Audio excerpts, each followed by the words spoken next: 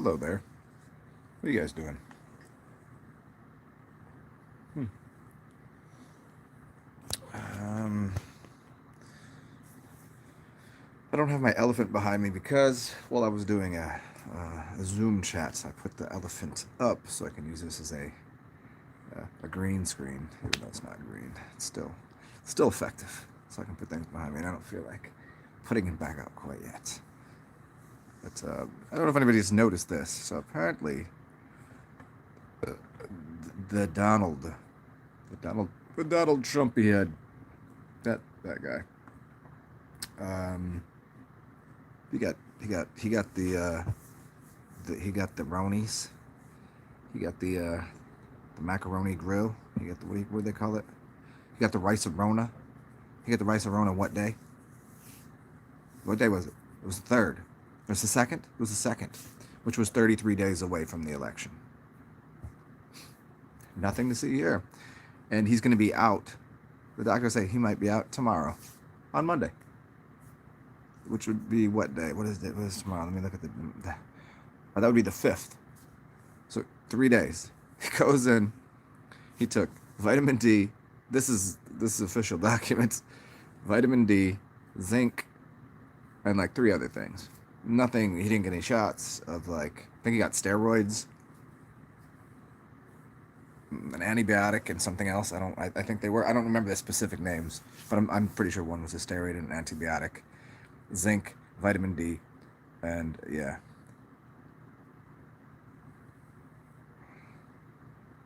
It's all just very funny. And so that's all it was. And he's been doing. He did a couple live videos. He's like, "Oh, good. How you guys doing?" I'm like, that's what it looks like. That's what it is right there. That's what is he 70? How old is this dude? 70 years old. And that's what getting the bologna roni is.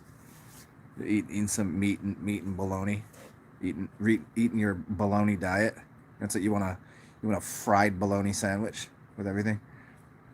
Like what aspect of this hilariousness? I don't. I mean, and you see people out here. You see these people out here with masks on, like making out or kissing or whatever with masks on. No, no, I don't want to hurt anybody. Let me get the fuck out of here. These people, I'm not human. I must not be human. You can call me anything you want, but I'm not human. You can make me a lower species, a better species, another species. But if those people are humans, I don't want to be I'm not part of that thing, whatever that is. It's don't consider me like that. It's embarrassing. It's literally it's the mental retardation is at an all time high, that has overwhelmed me to a degree that I'm going to just start laughing at it, like just pointing and laughing, and I'm gonna wear a T-shirt that says, "I'm autistic. I'm allowed to point and laugh at you." I don't know. I don't know what else to do anymore. It's the level of, yeah, the level of people is just. And I watched a video. I watched a video of a guy who he's a. I'm not gonna tell you who it is because I don't. I mean, you could go find it if you want. It's a very popular dude. He's into sports, and he's online with a bunch of his friends. Out at a bar drinking, and they're doing online tests. You know, the nasal swabs? You can actually do it yourself and send it in somewhere. And so they're sitting there with these long ass things, jamming it up their nose, and they're online, right? Talking to, and they're showing you the conversation they're having with a doctor, and she's explaining, here's what you do with this. You put it up here, and you jam up your fucking nose. And they're doing it. Huh? Huh? Is anybody in there? Anybody home? Can I stick a gun to your head? Oh yeah, you can do that. They'll let you stick a gun. They just go, yeah. I'm just gonna radiate your pineal gland. I'm just gonna, you already know, like this phone here. If I jam it up to my head, the amount of radiation that's being amplified through my skull and into my brain, and frying organs and frying glands that are, oh, I don't know, pretty important to your life, to your livelihood, to your just being aware of anything. And so if I stick something up here, you know what that's directly aimed at? Your pineal gland. You're gonna jam something up there. You don't know what's in it, what's on it, and even just touching that, your blood brain barrier, that's no good. You're not supposed to be doing that. That's not okay. You're not supposed to be jamming things up there. There's a reason that's there. And then after that, they're going to put a gun right there. So that's the same spot that your pineal pituitary gland, your mother and father, the milk and honey in the pyramid. They show it like, and they're going to throw radiation into your skull. Uh, huh. Yeah, that seems like a good idea. And now I'm not even going to get into the psychological issues that will happen to people. That if somebody can just put a gun to your head. Okay. Jam whatever you want up my nose and stick a gun in my head. Oh, that's not. No. No, no, no.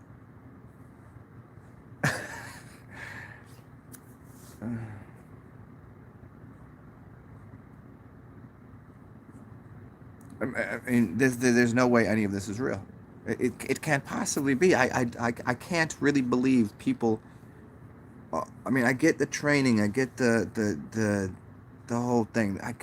You guys, you know that I know all of the shit that's going on with psychological and blah blah blah. I got, this. But the other side of me, I'm like, people can't literally be this stupid. Are they really? It has to be. It has to be some. Everyone's gonna be, haha, it's a big joke. Fucking, gotcha, gotcha, guys. He's all really doing that? No, we're all just. This is just a big joke. It's been going on for quite a long time, and it's not really helping people. And you're making a lot of people very uneasy and sick, and you're hurting them. Huh? So I'm like, okay, it's not. So these people are that stupid, that completely stupid.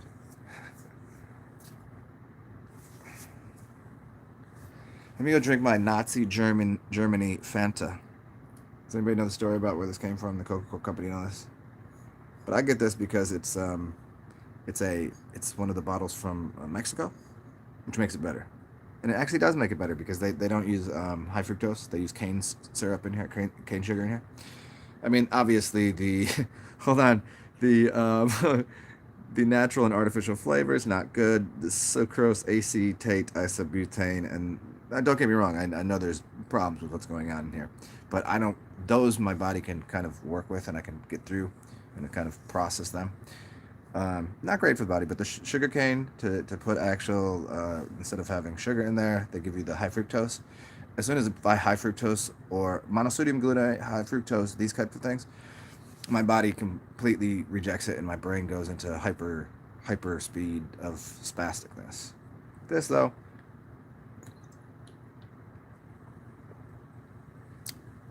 and this will last me for 2 days. Right now, this is probably last me only for a day. A whole day I can, and I don't even drink them that often. I just happen to have a variety pack of the Mexican Coca-Colas and the Sprite. Yeah. Anyway, so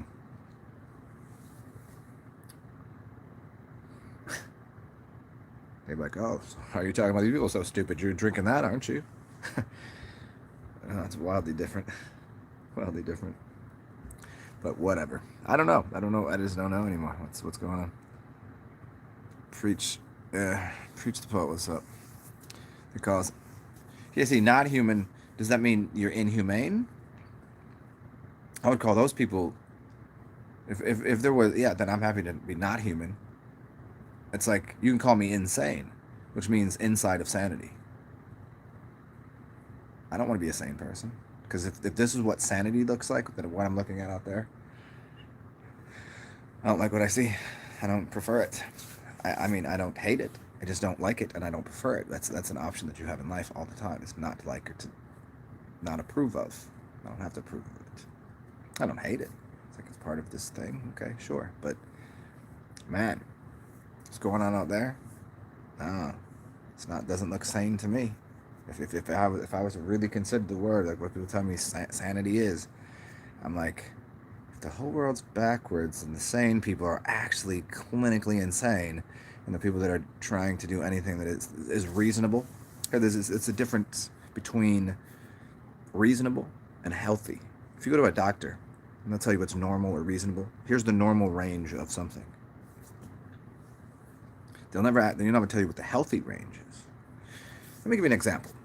If a black woman's body type is almost almost across the board, an African woman, especially, not necessarily an American Indian woman, but oftentimes, if you just use an African woman, because there's not African Americans, we're not playing that game. Just go to any of the tribes, go to the countries there. There was a certain their body type is bigger. They have more. They usually have more fat on it. Their body structure is much different than a white woman or an Asian woman. So therefore, their diets, their sugar levels, their glucose levels, everything would be, depending on the size of them, be different. How much they need, how much they require, depending on so many factors. But if you go to a doctor, they have across the board. Here's what's normal. Normal for who? If you were to judge a fish by its capacity to climb a tree, you know the story. If you were to judge a monkey by its ability to, what don't monkeys do? Can they swim? I don't know. Whatever. Just use an animal out of its environment, right?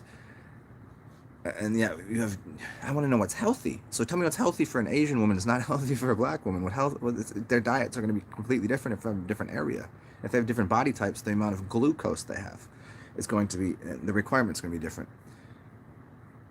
A friend of mine is pregnant, so never had problems with sugar her whole life.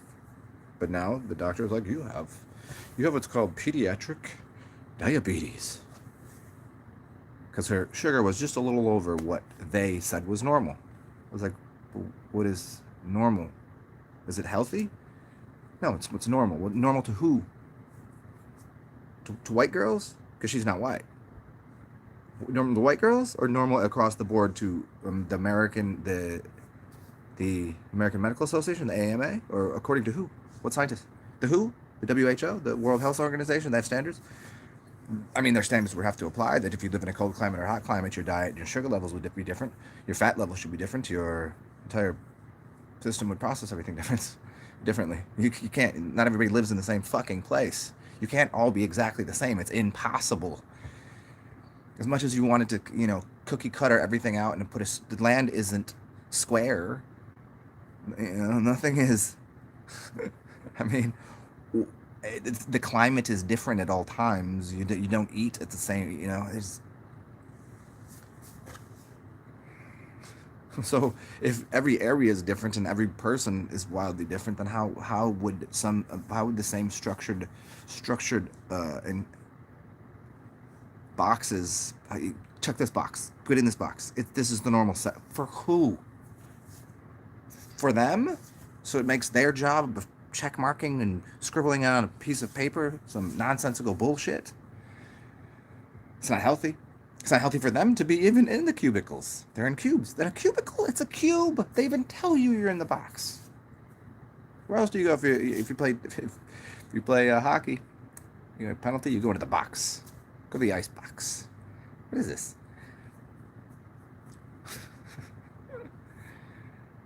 Show me these healthy people. Show me these sane people. I'd like to meet them. These normalized ones. It's frustrating. Because I try to, because I give so many different varieties of things to do and how to be to people. I give them different ideas and paths and things. Because nobody's going to be the same. Like, people are like, just write it down and just hand it out like a flyer. I'm like, yeah, but it's not gonna be precisely for that person. It might not be the right information. I can't tell. Yeah, I'm gonna give you the map to fucking Kalamazoo. I don't know where you are. How can I give you a map? I'm in the right directions. From where? I'm gonna need to know that first. What are you on a bike? Are you walking? See, it's wildly different. Are you flying? Direction's gonna completely change. There's so many things that go, variables that go in this. Even something as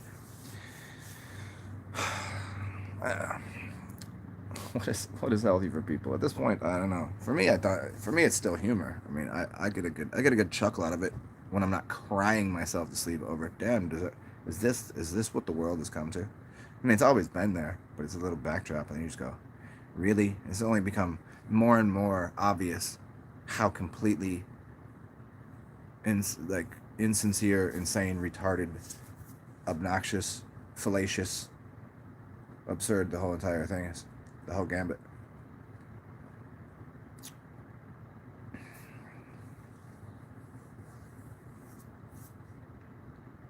Hmm.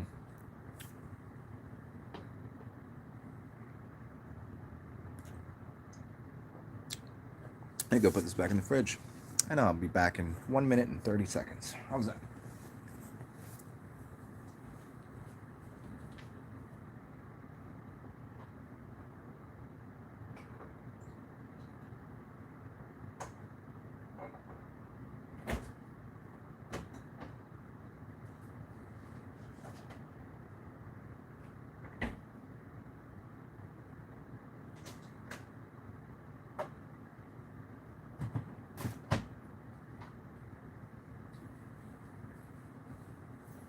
And you know what I'm gonna do?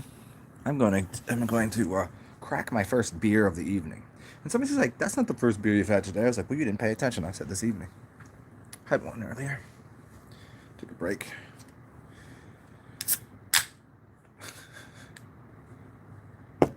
I drink it left-handed because I don't trust nobody.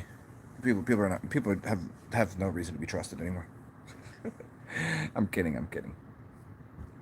I trust people implicitly, and now it's just like the entire world is like they're complicit with a bunch of ignorant things, and so my trust for them is implied in the fact that I trust people to be completely uninformed as well as misinformed, clueless about anything, and I trust people that way.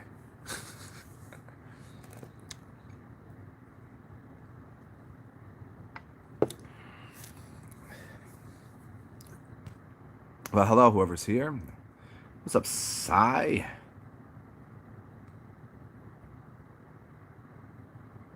What's up, peace, love?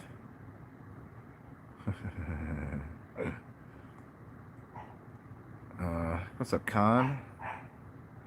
Peach, preach. What's up? What's up, Jay? Jay said, "Are you enlightened already? Has it come to you yet?"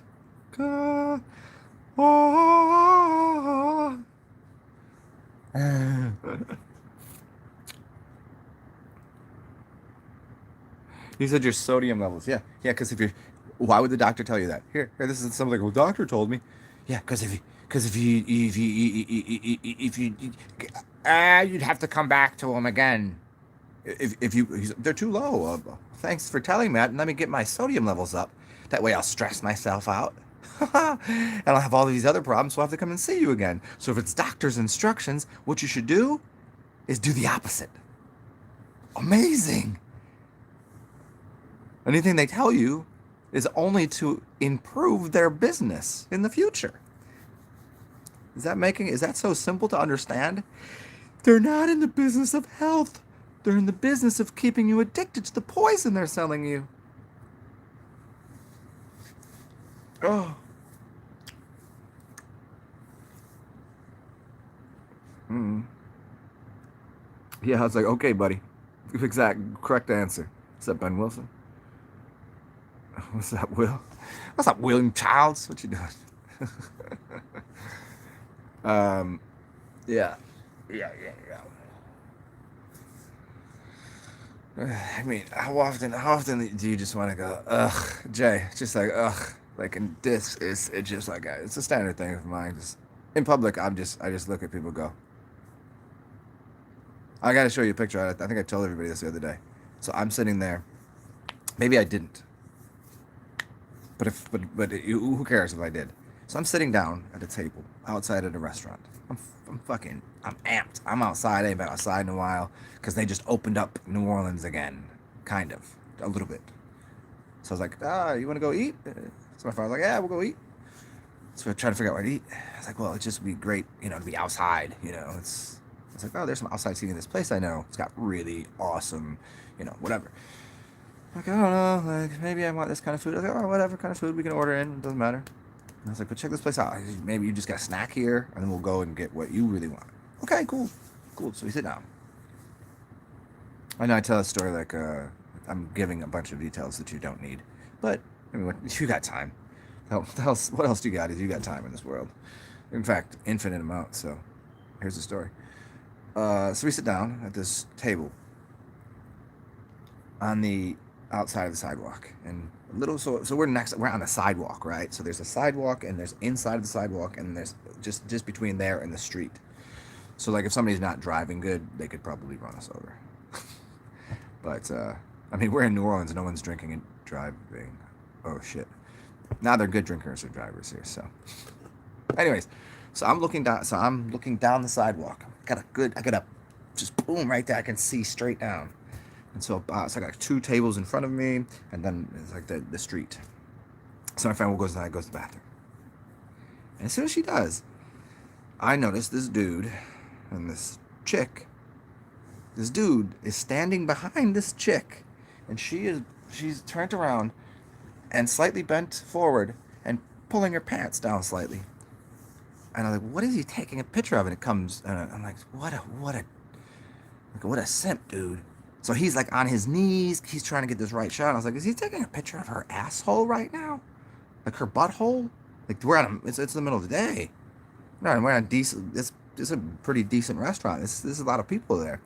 I'm like, okay, you could take this picture. Okay, and I was like, oh, he's taking a picture of her tramp stamp. So we're already at a high level of humor. We're already on the way to a high level of humor.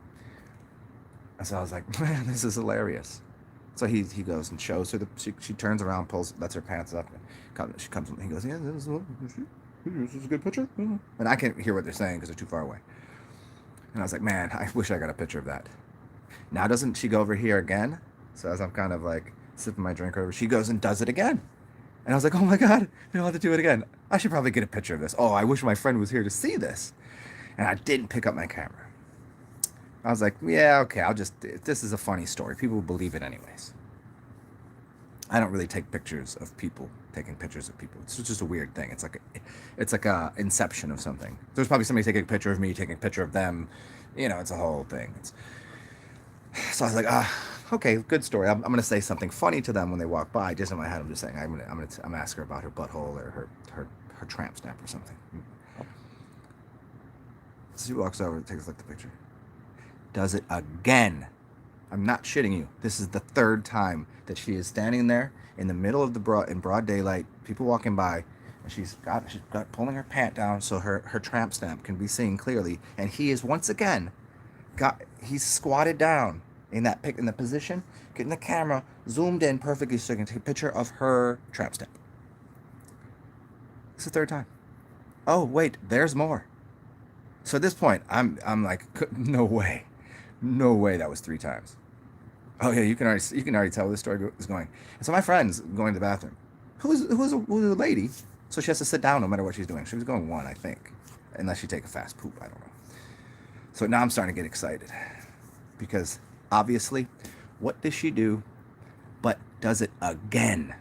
A 4th time. The picture was not good enough for her liking of her tramp stamp on the middle of the street in New Orleans on a sidewalk in the light of day.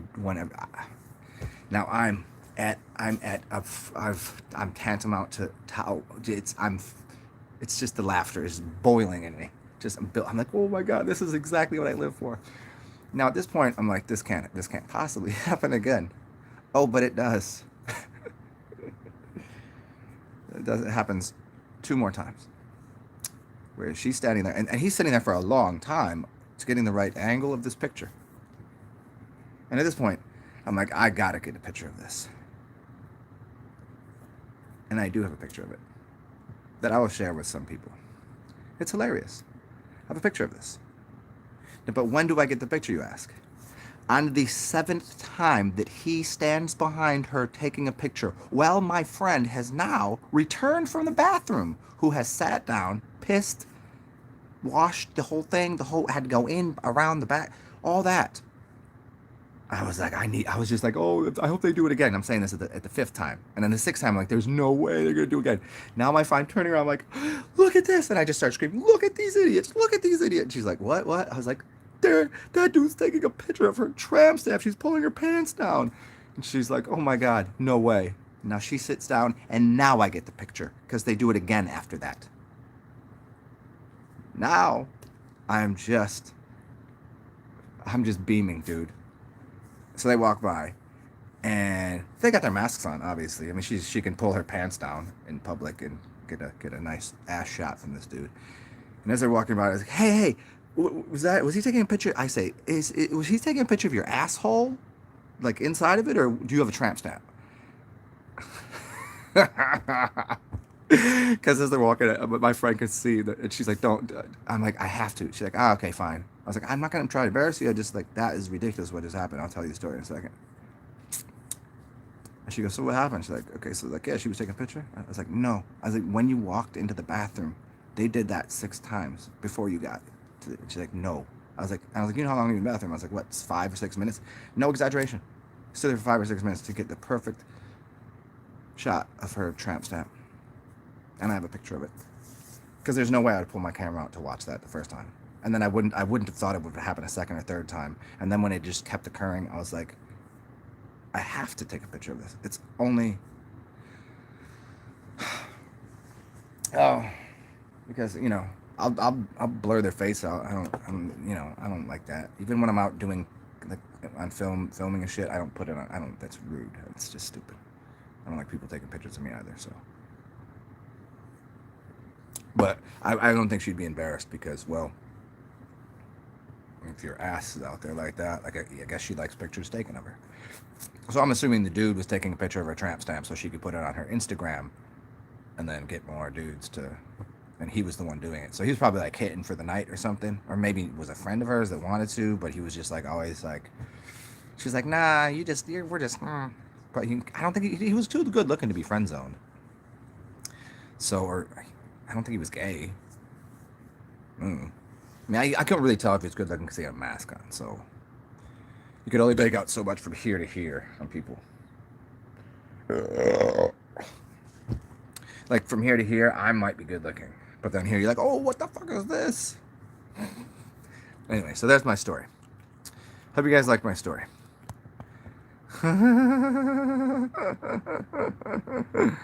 Oh, Kabar, what's up, Super Champion?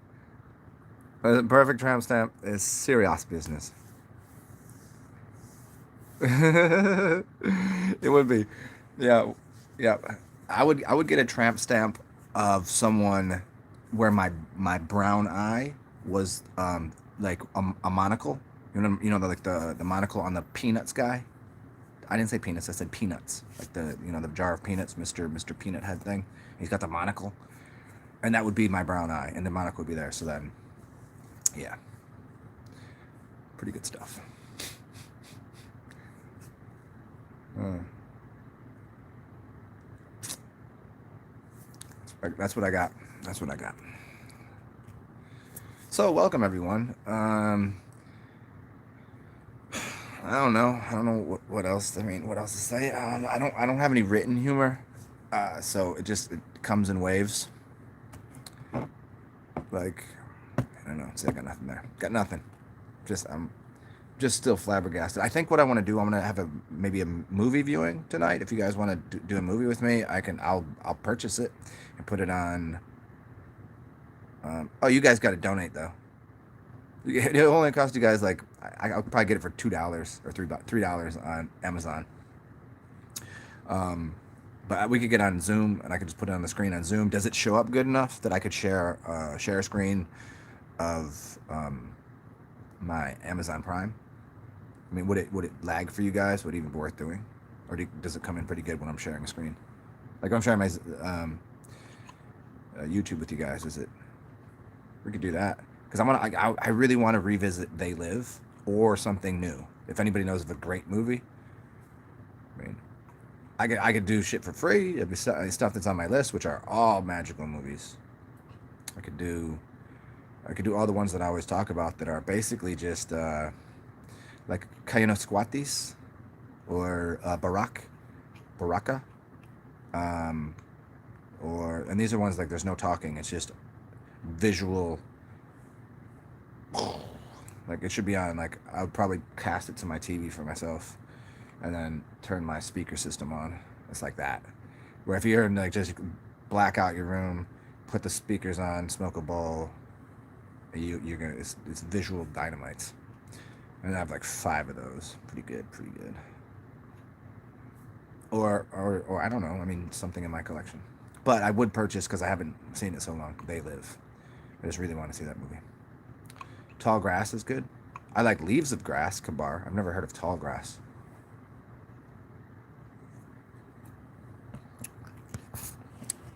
The audio of the comics was kind of choppy. I wonder if that would change anything. If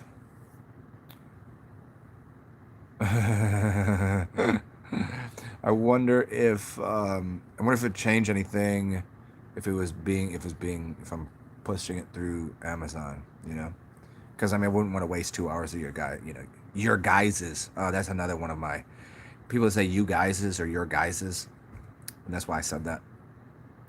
I just like no, it's you. It's like just there's no es on guys. Guys is plural of guy. You guys, not you guys is. Get rid of the is on the end. It's just you guys. Hey, you guys is. How can you plural an already plural word? It doesn't. Oh.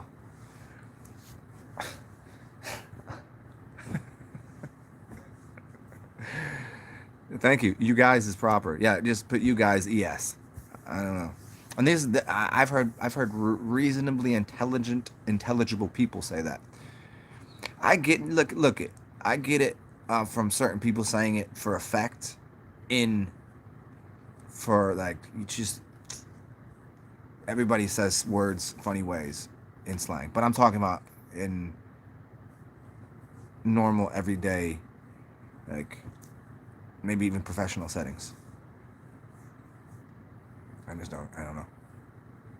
Like, hey, I'm not a spelling or word Nazi or anything like that. I like language. I think it should be frothing and bubbling and brewing inside of your brain until it just becomes this wonderful mixture of whatever spews out of your mouth. Of course, I don't speak very well to some people. I don't speak very good. I don't speak awesome. Some people, I don't know. But you guys, it just upsets me. Greeny Goonies, thank you. Hey, you guys is it. You know what? He was retarded, right? That dude was retarded. But if he said, "Hey, you guys is," I would have turned the movie off. I'm like, you can't go full retard. That dude, he was like, okay, he was absolutely like that dude was all fucked up, right? Like, he was respectful. Hey, you guys. At least he got the English right. So I gave him an extra bonus point. He was out of the realm of going full retard. If he said, "Hey, you guys is," I'd be like, ugh, this movie is stupid. It wouldn't be on my all-time childhood list, like when I was a kid and these are the movies you got to watch growing up. It's up there. It's definitely up there. It's top 10. If you would have said you guys, I wouldn't even know. I'd be like, the Goonies. That's a stupid movie. Yeah. Jay Marley. If anybody's good with video editing, I need that. Hey, you guys. I don't know who could voice over that. I can't do his voice that well.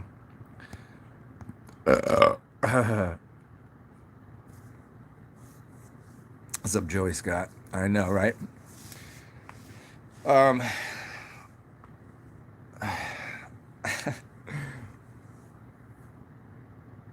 don't know. Well, that's up to you guys. It's up to you guys is what I was getting at. Up to you guys if you'd like me to attempt anything on the Zoom, or I could share a movie or something. Then we all just sit here in silence together. Well, you could still laugh if you want. You don't have to be silent. Laughter is okay. I'll allow for laughter. And we'll leave mics on, so if anybody wants to make a comment about the movie. But if you're in the background, you're just being all like, you're like a heavy breather. If you're a mouth breather, if you're like, I'm gonna mute you. That's just the size of it. I went to a movie one time. I mean, it happens all the time. So if you go to, certain theaters you go to, and people like answer the phone in, and they just talk during the movie, like, well, I went to a movie theater where I thought I was in like a normal. Because I know where that's like just what's going to happen, And so you go there and you expect that to happen. Okay. Well, I went to an area that it was like middle class, upper class, like white neighborhood. Can I say that? Is that okay? Everybody knows what I'm saying. You know what theaters are going to be like. People talking and whatever. You expect it. That's what happens. Well, I went to this place, right? And me and my girlfriend sit down next to three kids. I don't know. They were old enough to 16, 17. I wish they were like 18 or 19, because then I would have, then it wouldn't have like, because then I would have run harder at it, because if I had to, I would have punched this motherfucker in the face. But I don't think he was old enough that I could have, thrown hands.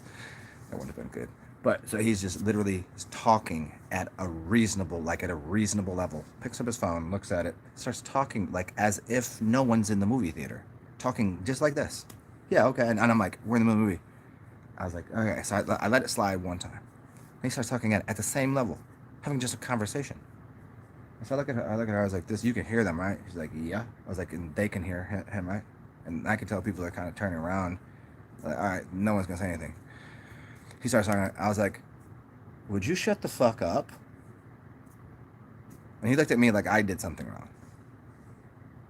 But I paid to be here. And I was like, and I just looked at him. I was like, "Really?" you know, it's so funny, so funny. And other times I've been to a theater where somebody was answering the phone and won't get off of it, and I screamed across the theater, "Get off your fucking phone!" And the person started yelling back at me. So I was like, ah, fuck. So I was actually told the person I was like, yeah, let's just dip. We'll go. I went to the front desk. I was like, yeah, there's somebody who just won't get the fuck off their phone. Can I get a free pass to the next movie? I don't, this is stupid. I was like, I'm not gonna argue with this dude. I was like, because you guys ain't doing shit about it. Yeah. So funny. People are weird. Like that. Like what kind of? I paid my money to be here. Like, let's fucking walk outside the theater. And I'm listening to the dialogue. The dialogue is very important. This part right here. Don't you understand? This is a cinematic adventure that if you're not understanding, how are you going to get character development?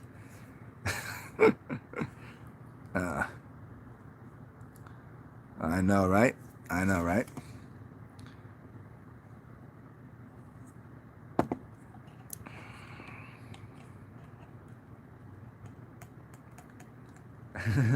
maybe they came in after. Maybe what I didn't notice is they came in after. In the beginning of the movie when it specifically clearly states, "Turn off your cell phones, be quiet, don't have babies crying in the theater." Yeah, when a baby cries, you're like, oh, yeah. Apparently, you're not. It said it right there. Well, oh, you came afterwards. I'm sorry. My bad. I didn't. The part where you're not supposed to be on your phone. You didn't see that. Shit. Sorry about that. I'm in the wrong here. I get you. Yeah. Yep. Gotcha, buddy.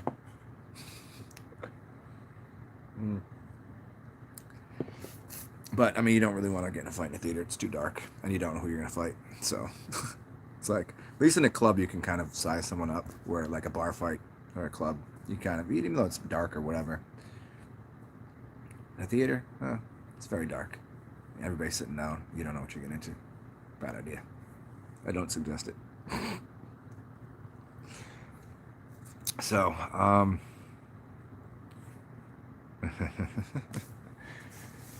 well, if anybody, just as I'll keep throwing it out there, if at any point in time somebody says yes, that would be great. Put the thing on. I will, because I'm going to probably get off here in a second. I want to go. I really wish I would have. I didn't think about it. I really wish I would have ordered popcorn yesterday, and I did not. I forgot. Because right now I'd like some buttery popcorn, like movie theater buttery, like extra, like you have to have all the napkins, because after you shovel that in your face, you gotta kind of every time. Yeah, that would be nice, but I don't have any. I remember the last time I had popcorn. Oh, speaking of movie theaters, is anybody? Maybe this is why I thought of that story, because somebody said earlier that.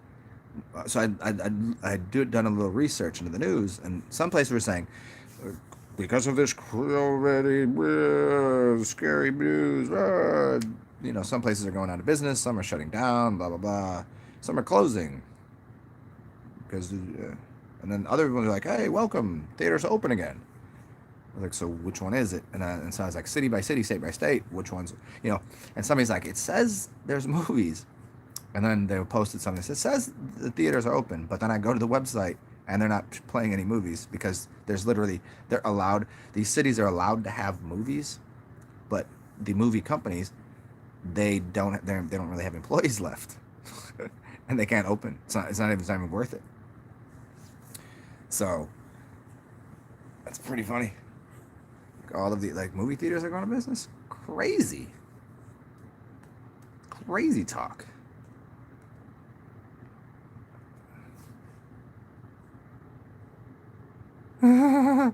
Innumerable amounts of boxes of candy, full of candy or empty boxes? Or you mean you just it was at that point you're like shut the fuck up and throw a box of candy at somebody?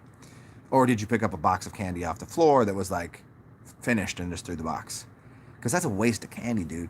I mean, did you pay for the candy at the thing, or did you stuff it in your, you know, your triple fat goose? You had that down, and you just put everything in there. Kabar. Some people they tell me this. I don't know. I don't. I've always considered, but now they where how? There's no audience. Well, I can't. Where am I going to do these? Then the clubs aren't open. And also, I don't written material. I'm awful with. I'm just trash with it. I've tried to deliver jokes that I've heard before, and people are like, "Just stick to doing what you do. You're funny that way." I'm like, "Yeah, I'm pretty bad at pre-written jokes." I do have a couple that because they're so funny and I can image them, but when I'm trying to tell the joke because I want it to be so good, because I'm a perfectionist that way, that I end up ruining the punchline. You know, there's always that problem. You get all the way to the joke and you're like, just crush the ugh. Yeah. I don't know. I would. It doesn't really. I wouldn't. I don't think it bothered me to be on stage to do shit. I don't think. Never any gobstoppers. Like James would. Well, if you got a big one, do you ever remember that big ball, the big gobstopper? Dude, you could knock somebody out with that, dude.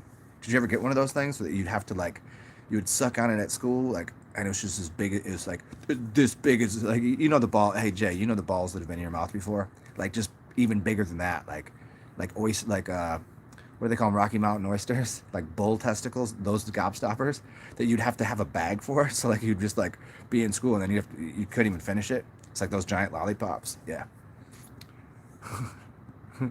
I bet you could probably get one of those everlasting gobstoppers, those big ones. I bet you could probably get one up your pooper. And I'm only saying that because it's not because it's loose for any other reason than, I mean, you do enemas and you've probably had a fist or two up there, but just a thought. I don't know. Might feel good. I don't know. Might get some kind of high out of it.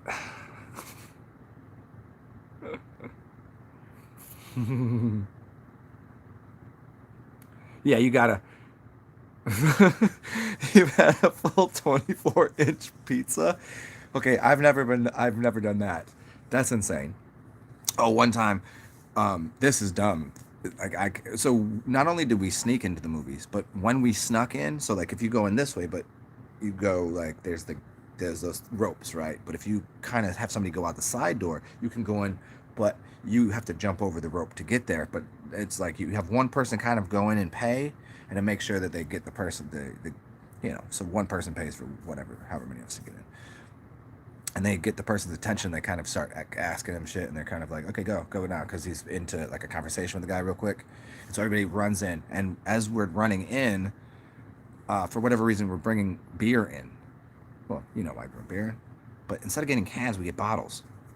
Yeah. So this dude jumps over this thing, clips his fucking foot on the back, bottle falls out, hits the floor, explodes, and he was like, "Yep, I'm just gonna go right now. I'm just gonna leave. I'll see you guys in a little bit." So he just dipped because everybody was turning around. I was like, "This dude just jumped over the gate, dropped the gate, and the beer bottle blasted open on the floor." He's like, "Yeah, I just gonna leave now." Stupid. We are already like past the thing, so we weren't even part of the chaos that ensued. Yeah. What's up, Matthew James Maxwell? A 24-inch pass, crazy. How did you manage? Did you put slice? Did you stack the slices? Because I mean, if you put the box that way, it's a mess. I mean, I've you can take all, like if you're in a cold climate, you can get anything you want in a theater. I mean, I used anything goes when you got a big jacket on, yeah. And if a girl with a big enough purse, you know, you can get everything you need in there.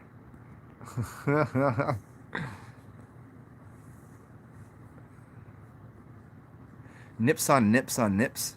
What does nips mean? I don't even know what that means. Is that a kind of beer? Is that a size of a beer? I mean, cans make the most sense, obviously. The only problem with the can is when you're in a theater, when you crack it open, it's very audible. At least with the glass bottle taking the top off, nobody you're not even like, if somebody's a dick, or if one of the people that's like in there, like you can't crack open a beer quietly, but you can't take that top off easy. I don't know if that was our logic at the time, but we were probably high as fuck. So look, this would be a good idea because, yeah, okay, great idea. Have fun getting into the theater, not breaking something. Welcome to me trying out jokes randomly as they come into my head, or just telling stories of stupid shit.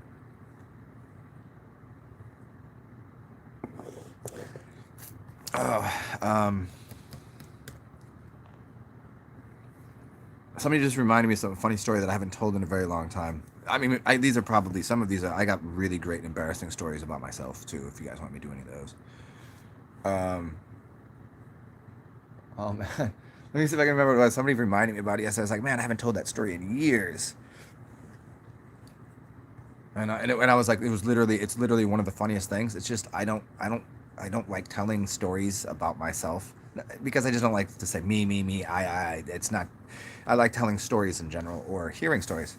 I don't, it seems too selfish. Like, oh, well, you know what I did? Like, I don't fucking. When somebody says, I'm like, I don't fucking care what you did. Just tell me a story. Let me talk about myself. No. Somebody asks you about you kind of go, I don't know. I'm kind of shy. I don't know. You figure it out. Watch. Let me see if I can figure out what story this was. Let's see, where did I live? Let's see. I guess if I just walked around in my mind, you could probably do this too. It's probably stories you forgot about. You go in your mind and walk around cities that you've lived in or places you've been and be like, okay, what kind of dumb shit happened there? And I go to like, yeah, I could walk around many cities and many places, many bars, many streets. What kind of dumb shit happened here? Oh, yeah, I don't know that anybody you'd have to, there's too much to the story. And I don't want to, it's not personal, but I mean, the outcome is hilarious. I'll do that story another time. Let me see what else I got. I mean, sometimes I just have such an overabundance of stories that I've been around or seen or actually happened to me that I don't even know where to start, man. That's why I'd rather you guys. Yeah, I don't know. A nip is a sip of liquor. I don't know. I mean, I guess, but I guess you can just bring a bottle in. But that goes by. I used to drinking. Oh man, I used to play instead of playing horse. We'd play whatever bottle we had, and usually we would drink Yukon. Does anybody know what this is? Yukon Jack or Paul Masson. Well, we get Yukon Jack because it was delicious. It had extra alcohol content and it was cheap. And it was one of the only things. It was like with one liquor store we could go to. And I think it was like when we were 19. Yeah, about 19, 18. So this is the only. We went to this liquor store and the dude was so old. It was like in the basement of his house. It's really funny. Had like cats everywhere. It smelled like cat, the thing that they poop in, like a litter box, whatever that is. And like the alcohol in there was it's always dusty. He looked like he was an alcoholic, And he must have been, because his house was upstairs, but his liquor store was in the, really weird. And so we walk in there, and he'd be like, ID, and we just hand him a piece of paper, and be looking at it with his glasses, like, I was like, is he just drunk, or is he like, can he not see? What is it? Doesn't really matter. So we go there and buy cheap ass bottles of, I don't know, Parmesan, and so we'd go and play, instead of playing horse, we'd play that. So every time somebody would miss, you'd take a shot. So obviously, as the game went on, we were drunker and drunker, so shots became even more difficult. I don't know if we ever left. I don't know that anybody ever won. I mean, we won because we got drunk, but I don't know if the game ever ended. Like Parmesan, like your Paulmasson, 10 shots. No, no, and that happens real quick. Yeah. Oh, you're talking about, okay? I know. Okay, I know what you. Oh, here's a funny story. You want Zen funny story? This is right. This is early in life again when I didn't really drink too much when I was in like high school. I didn't really drink. College, in between high school and college, I didn't really drink that much. Like not at all, really, because I was really focused on sports, and I didn't want that to get in the way of my career as a professional soccer player. But one of the first times I was drinking, I realized that I like Black House. You know, Black House. They should just call it Blackout, really, honestly. Um, Black House liquor. It's like a brandy. It's what is it, like a? Just thinking about it is making me vomitous. You know the story I'm talking about, like any alcohol that you drink to the point that you will never touch that again. Black House is blackberry schnapps, so it's pretty dangerous. Well, they didn't have bottle of it, but I liked it, and I was like, yeah, I want that. And so my friend was like, all right, I'll get you a bottle's worth. And so he buys me it's a 16 pack, right? The little square 4x4 that they would sell at the counter.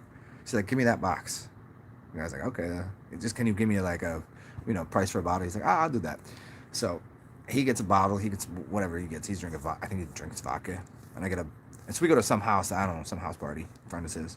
So I start slamming these things because they're tasty. And I'm at the point where I'm like, I can get tipsy drunk. I don't get like fucked up drunk, and you know I can't drink more than a possible. I get spins, right? Well, I got to the point of the spinnies, and I was like, and he hands me a glass of a screwdriver, orange juice, and vodka, and he made it the way he makes it, which is strong. So I'm already torched. So I drink this, and all of a sudden I was like, "Whoop." And so I just like ran. First I puked in the dude's sink, ran to the bathtub, and I'm like in his bathtub, cold water on my head, vomiting. Took a nap in his bathtub with cold water on the back of my head. And he lived up a rack of his stairs. He lived up this really weird flight of stairs, and it wasn't because I was drunk. I knew going up it. I was like, man, why are these stairs so like narrow? And it's like almost straight up. Like he just lived in a weird house. Getting down those stairs, not fun. Sleeping in his bathtub, taking a nap, and my buddy's like, yo, we gotta roll, dude. I was like, oh man, how am I gonna get out down the stairs? Yeah. So so this is the thing that I cannot drink. I could never. It was 20 some years ago. Black House, the smell of it, the idea of the smell of it, even the idea of the smell of something. Yeah. Yeah, Black House, can't do it. Not for me.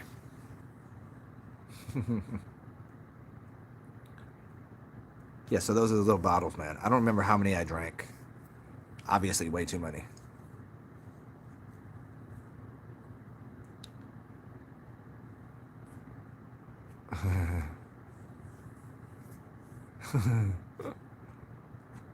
A pint? A pint. That is that's the flat one. That's a little flat one. That's like a. So you got like a fifth or 750. You got a liter. Then you got a handle. The handle is like the 1.5, 1.75. Then you got the 750 is a fifth. That's the standard what you served at a bar. A pint is it's the bigger one, right? It's almost half a bottle, I think. Is that about right? So like 750 to a pint is like 250. That's a third, I guess. That's good for a movie. The only thing that sucks if you bring beers or you got to piss and you don't want to miss the movie. What do you do then? Do you piss on the floor? You ever been in those movie theaters where it was always sticky, like no matter where you walked, it was just sticky. So those places, it's it's a reasonable place to piss. I think I've never done it. I've never done it, but it would be. It would clean the floor at least. It's like walking. You go. It's the sound of your feet coming off, no matter where you are. You're like, if this floor is like this, I wonder what these seats look like. That's why they keep the theater so so dark. So because they're like, oh, we ain't cleaning this shit.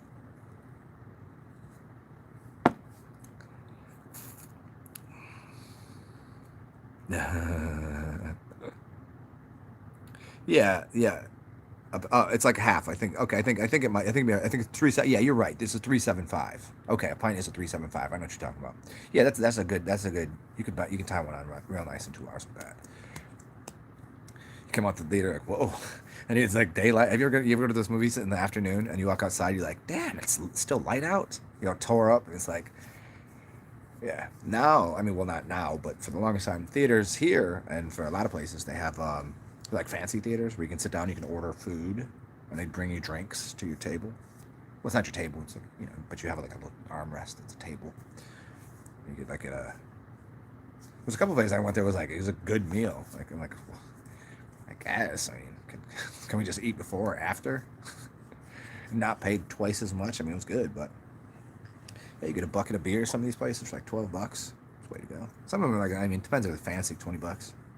Eh, it's decent. Yeah, I still would have smuggled them in. I mean, I was already drunk enough. I was like, there's a bar out front. Like, where can't you drink? Well, you can drink anywhere you want.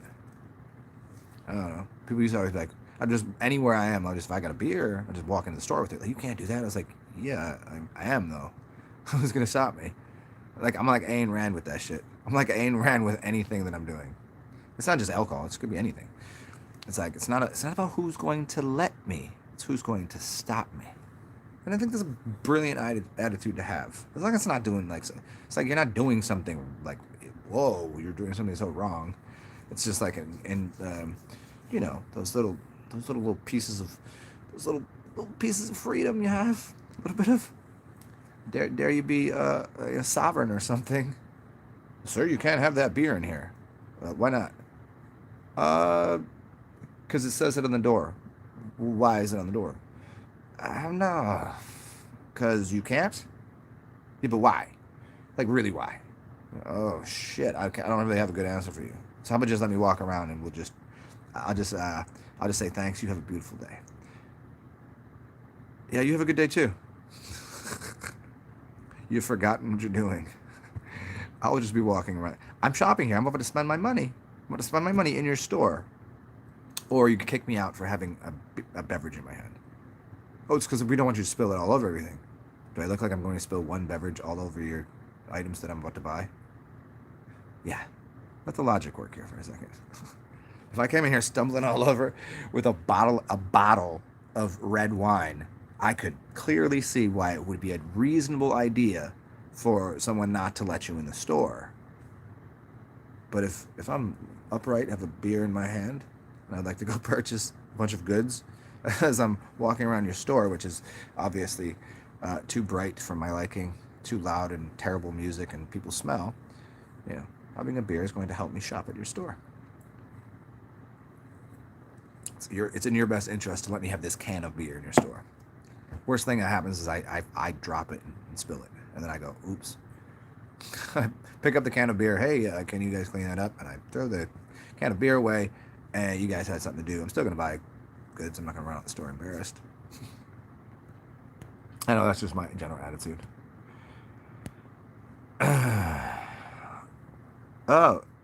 Is it a full moon? Is there a moon happening right now? Let me see.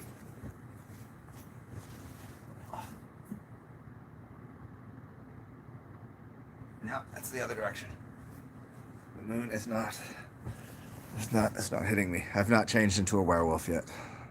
Is that what happens? People turn werewolves? Never make it out of here with golf shoes.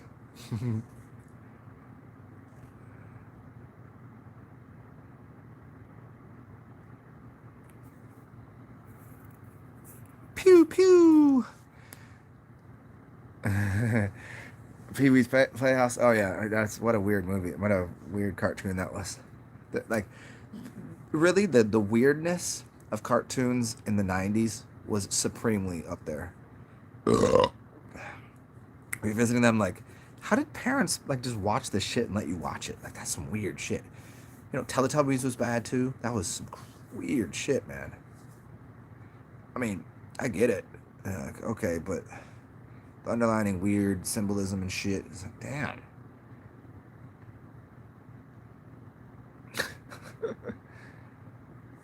You know, just stick to the fucking anime. I didn't grow up on anime. I wish I did.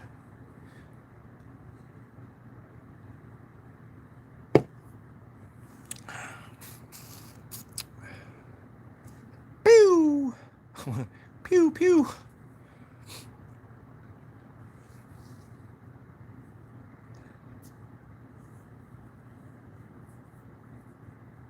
Oh yeah.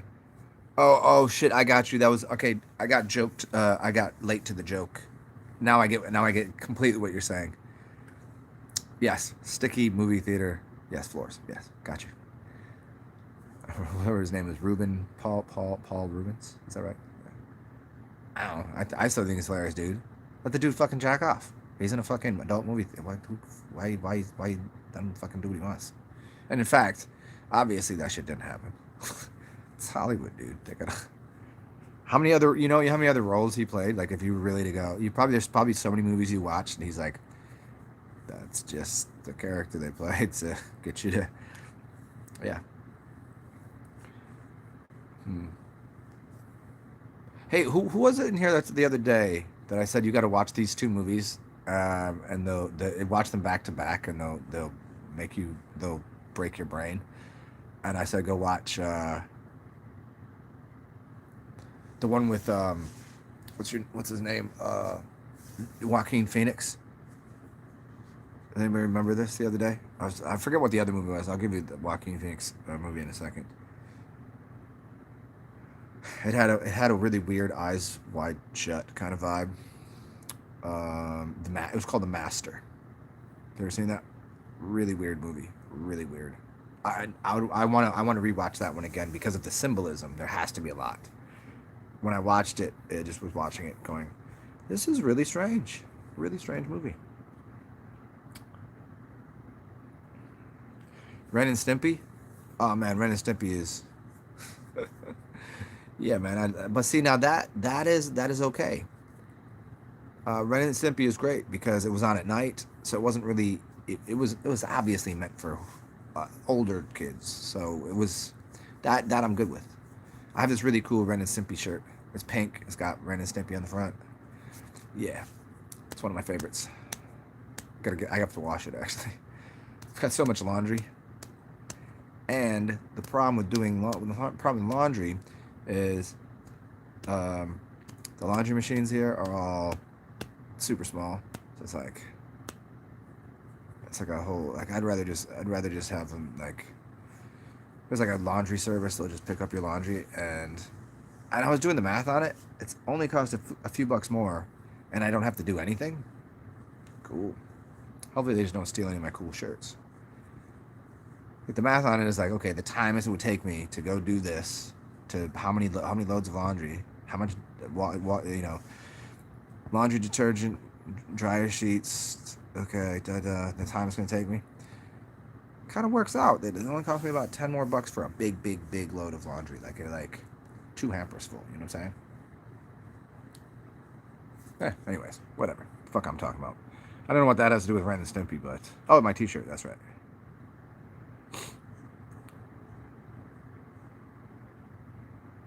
Oh, they about to? Hey, what quarter? The Fountain.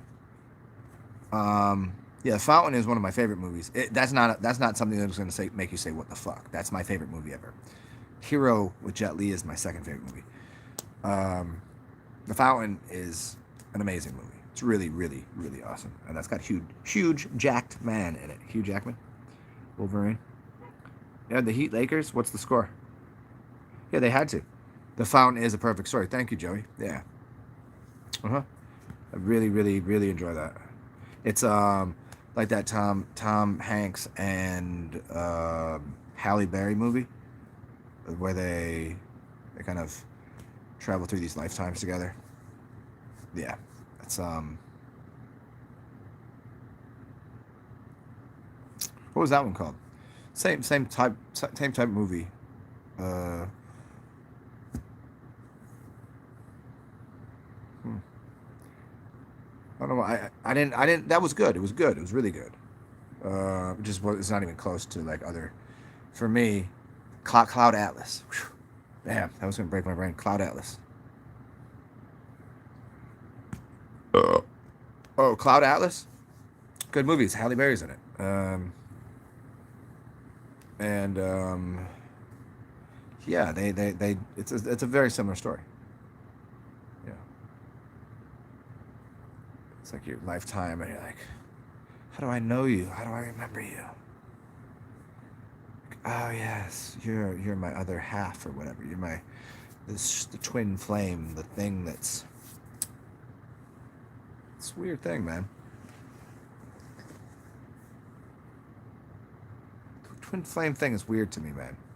Because I thought I've met that so many times, like one time especially, but a few other times, and I was like, they sparks? They just are they kind of like small memories? Are they like little pieces of whatever the whole thing would be? I don't know. I don't know.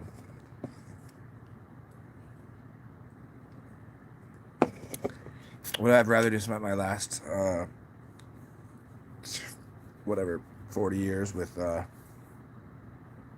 one person? You know what I mean? I don't think so. But I mean, at least the last 10 have been all right. Can we work this out now? Because it's getting a little late in the game not to be being single at this advanced age would probably be difficult for most people. And because the thing is, chicks my age don't dig me for a bunch of reasons. Because I'm way too childish. So, and then I have to date girls that are younger than me because we're on the same level humor wise, but then there are emotional problems, and then I can date chicks that are older than me, but then I'm like, yeah, but you're starting to like your whole thing is falling apart here. Like, sorry, it's just not that. It's not that great to look at. Sorry, Ernie. You know, I got my needs too. Men are visual people. Like this is what we like. We like what we look at, and I like nice things. I like to look at nice things. The girl from Ipana. Hey, Eric. What a great song. I listen to that song all the time. Yeah, by so many different artists that have done that. Oh, why? So yeah, they have to get one win. They need. Listen, their league is obviously no one gives a shit about the NBA anymore, right? Or sports in general. They can't. They just can't. We're starting to see what they are. Now, if sports were sports for fun and to like, hey, watch us, we're not overpaid.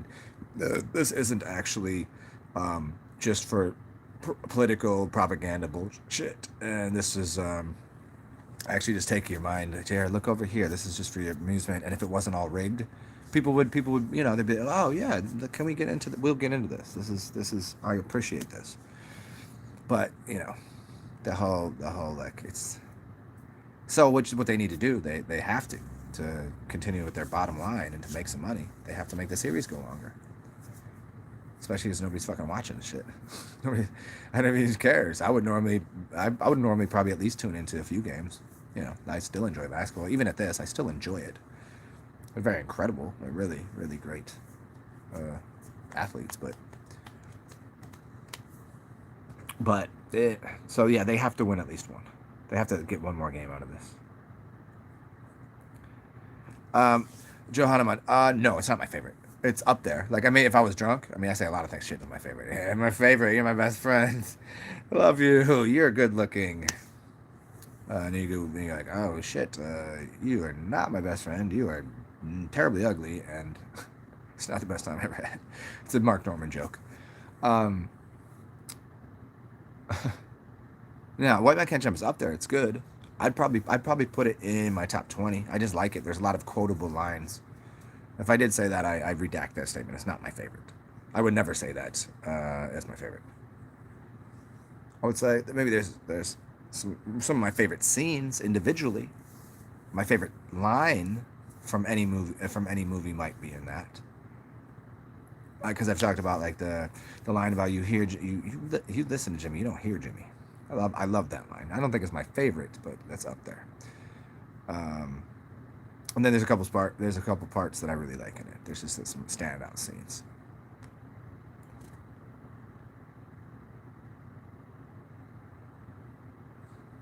No, I don't. Joey Scott, I don't know that movie. Dead Man. No. Okay.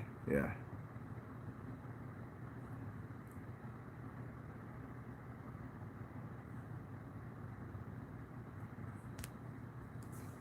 Yeah. Hopefully, he does too. I mean, again, it's not because I already know how the shit works. They're not getting. I can't say for certain. It seems to me, from what I've understood, that no one's getting sacrificed at some altar and then kill him. No, they just remove that character. He might, that dude, whoever plays that character, might just have a new role to play, or he might be done with his contract and just go live somewhere else. Mm-hmm. They don't really care. Why would they care? Get a bunch of money, have fun, and they might even come back to Hollywood. How would you know? You know how easy it is to get to wear makeup, put prosthetics on, to get surgery. How easy that is. Like, okay, cool. uh, but the character said supposed to like all of it was pretty much lighted up with some Jupiter shit and some other things going on. There was a couple other days. And I mean, it could be during another one of those conjunctions, but most of it was kind of lining up with today. But hey, wasn't it was something I just learned about, and we'll see. I mean, I kind of want to see it happen, kind of, because I know the person's not really dead, and I know but there is also that thing for the society at large, like. There's no way it's just there's no way Hollywood, the whole media thing, and Hollywood's not gonna do their ritual, symbolic things on TV. Do you think that's done? I don't think that's done. It would be nice if they would stop that, and let somebody, like, when they pass, let them pass in grace and dignity, and like, like, hey, what happened to that person? And years later, you're like, oh, that person, after they made such and such movie, they went and lived in a boat and did a bunch of drugs and then floated off into another world, and because that's what they're doing. Because I mean, what does it? Because really, truly, what the fuck does it matter to any of you? If we're being honest here, if you like honesty, I don't know if you don't like honesty. What the fuck do those people have to do with your life? Nothing. Hey, you still got their movies right there. You got their music. If it's good music, it's not disposable. You can listen to those songs anytime you want. You can hear them on the you listen to great movies. What the fuck? Why are you gonna be like, Kobe Bryant died. My favorite actor died. Person didn't give a shit about you. Didn't do anything for you.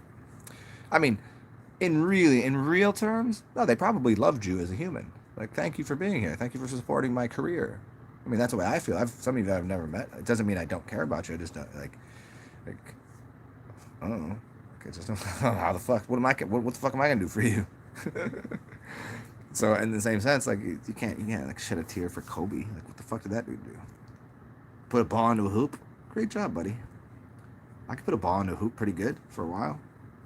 And if I die, everyone's gonna be like, I love this guy. He just wasn't he wasn't the best basketball guy. I don't care that much. People die every day in the cities. People shot and killed every day. But one person, we have to make a whole thing about it. This person died in this shooting in the streets. And the funny thing about those things, didn't happen. People really are dying. I know people that got shot. I've seen their wounds. I know that. I've seen people with guns. I've seen crazy shit happen. Well, how are we concerned about them? What's their names? Nobody knows them. Everybody know. Everybody got friends like that, especially where you live. Like, you might know. I know a chick in a wheelchair because she got shot by somebody that didn't when she was young. Somebody didn't have a good. Nope. I mean, who the fuck she is. Huh?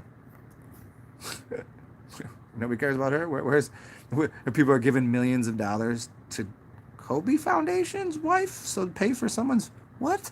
Kobe's worth millions, if not hundreds of millions of dollars. They don't need you. You're gonna send it to them? Makes no sense. It incenses me. People that won't even look at the poor and give them a handout to help them along their life. And here's some food. Here's a bowl of chili. Here's a buck. We'll quickly write a check for $200 to Vanessa Bryant, or whatever her name is. And you know she's another character, right? She's a singer. She's a white girl. Yeah, go look it up. Guarantee it. These are the people that just go tug on your heartstrings for these people. Oh, my favorite guy that put the ball. Hope is dead. Oh.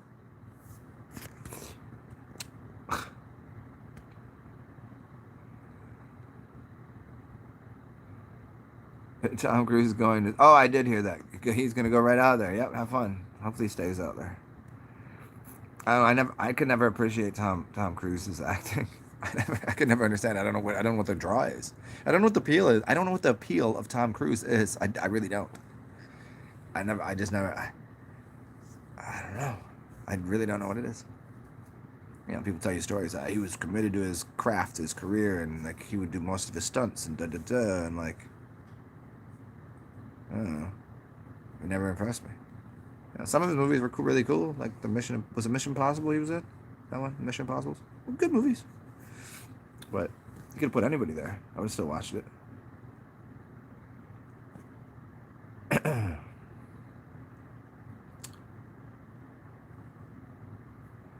Oh, and William Blake isn't William Blake an author from the early 1900s? Yeah, William Blake. You know who speaks about William Blake all the time? Neville Goddard. Does anybody know the author, the poet, William Blake? Okay, yeah. Hey Joey, remind me that. I'm not gonna remember what movie you said, but yeah, tell me that again. What's up, Divine Light? How are you on 14? Yahoo! Yahoo! There's this video that I just love. There's this girl. She's got an I don't remember what kind of animal it is. It's this little thing.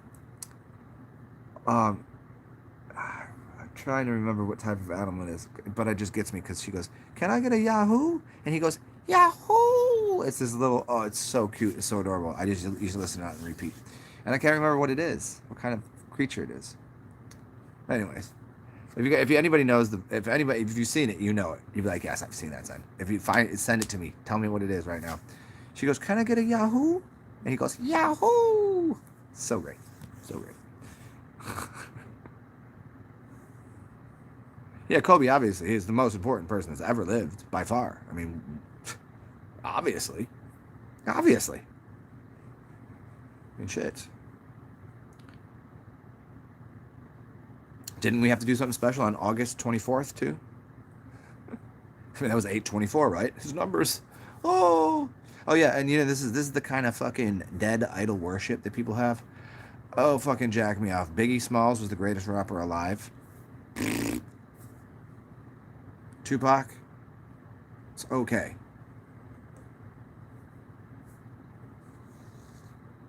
You die. Who just died recently? Apparently. Who's this guy? Never even heard of him before. I listen to a lot of hip hop. A lot. And I never even heard of this dude. West Coast guy. He's the most popular. He's so important now. Everybody's quoting him like he's some sort of.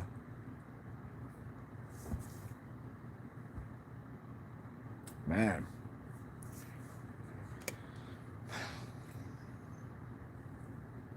Bunch of stupid rappers. What, Extension or something? Hey, died, greatest rapper, greatest rapper alive. They died, the greatest ever. No. They might have been good. I'll give them, you know, and then they might have. No, they didn't die. They didn't. Hate to break it to you, they didn't die. Do you mean tricked me? He's actually still alive? Yeah. He just got tired of being famous like that. Yeah, I don't know. I don't know. I just don't get it. I don't get the. Oh, and I found and I seen another version of um what's your boy's name? Um oh he plays the Morgan Freeman, or should I say, I found another version of him. I mean, the other one they just cast as a new role. That it's very obvious to see, and he's an African poet. It's like the worst African act. It's like, I know when I say African, I just like, well, okay, whatever. I don't know exactly what country he's supposed to be from, but it's one of the worst accents I've ever heard. It's like nobody sounds like that. Yeah, Divine. I don't get it either. Level and Blake. Yeah, yeah, yeah. I don't know William Blake's works like that.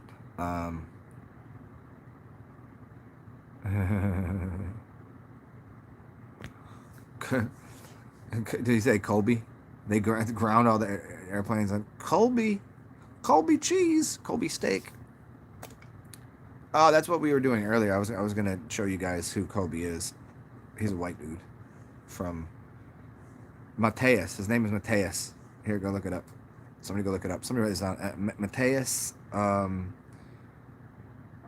You know what? I got going another direction when I got onto the Zoom chat with some people, and we did not get to what I was going to show them. Mateus Schoenarts. Mateus Schoenarts. And you're gonna have to figure out the spelling. It's like Swedish or German or something, and it's a very interesting. When you see a picture of them side by side, it's so obvious. It's so obvious. And the funniest thing, the last two movies this dude made are called, I think it's called The Changing of the Guard. Kobe was the guard, and it happened in 2020 or 2019. I think it was 2020. Probably came out. I'm probably gonna guess it came out sometime around when Kobe was in a helicopter. And then go watch. Then the other movie came out was called A Weekend or something in Philadelphia. So Kobe was born in Philadelphia, and he was a guard. And this dude is showing arts. Yeah.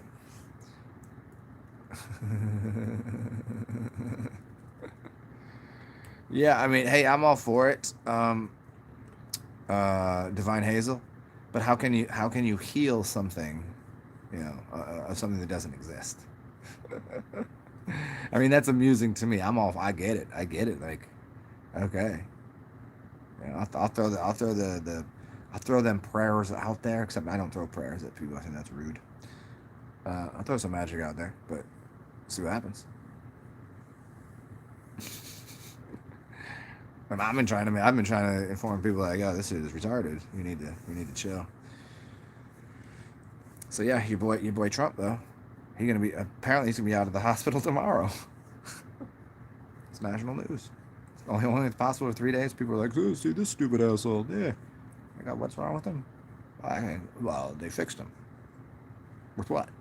Vitamin D, zinc, some steroids, and antibiotics, and something else. Yeah. Yeah. November 7th. I mean, yeah, Divine. Oh, why would you redact that? Is it not?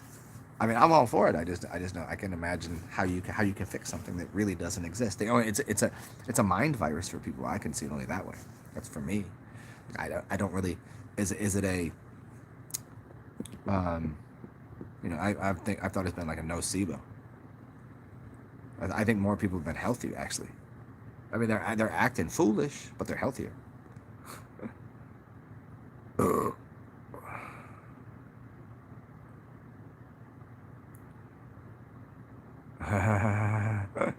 Joey. Yeah, that would be nice. That's the only thing that will take. They'd be like, yeah, we've been kind of, yeah, sorry about that. There was some, the fucking deep state, the Faucis and all them were like, they were controlling the systems of monetary, and they were fucking things up pretty bad, and there wasn't much we could have, yeah. Sorry about that, guys. It was all a fucking hokey jokes. Everybody would just look at what if that happened? What would anybody do?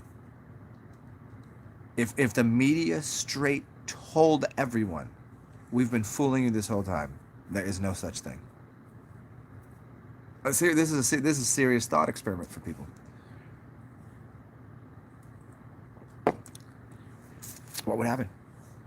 I mean, because everybody here is pretty much well aware of what's going on. We're how many days into this complete, utter idiocy? And as my one of my favorites, Leo Tolstoy, said that you have to be drunk in this world. You have to be inebriated. I don't remember exactly. I'm paraphrasing horribly.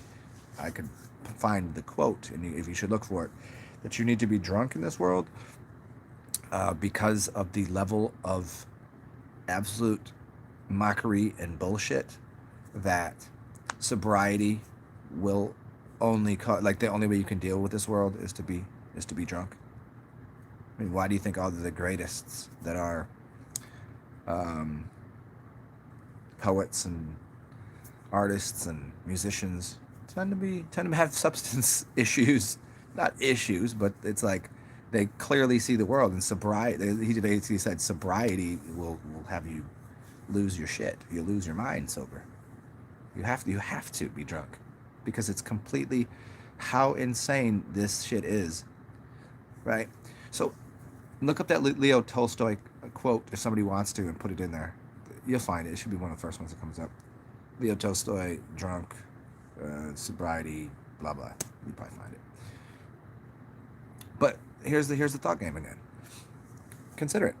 If the media literally just on all channels, just all across the board, just came out like, this has all been a test, this is a joke, it's a hoax, there's no such thing as the coronavirus, blah blah blah, what would anyone do?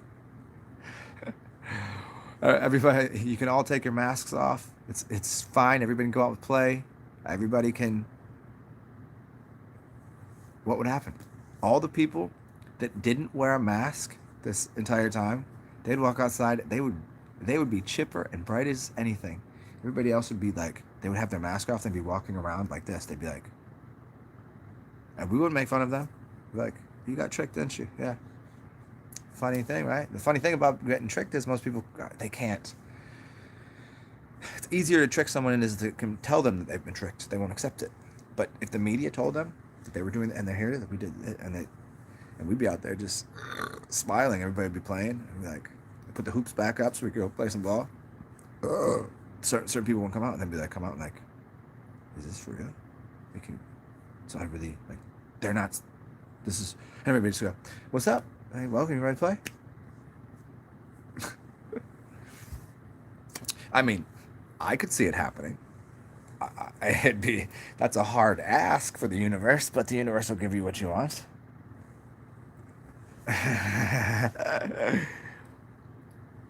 Tomorrow, all of a sudden, all of the unemployables are then, you can go get jobs anywhere you want. Where you guys want to work at?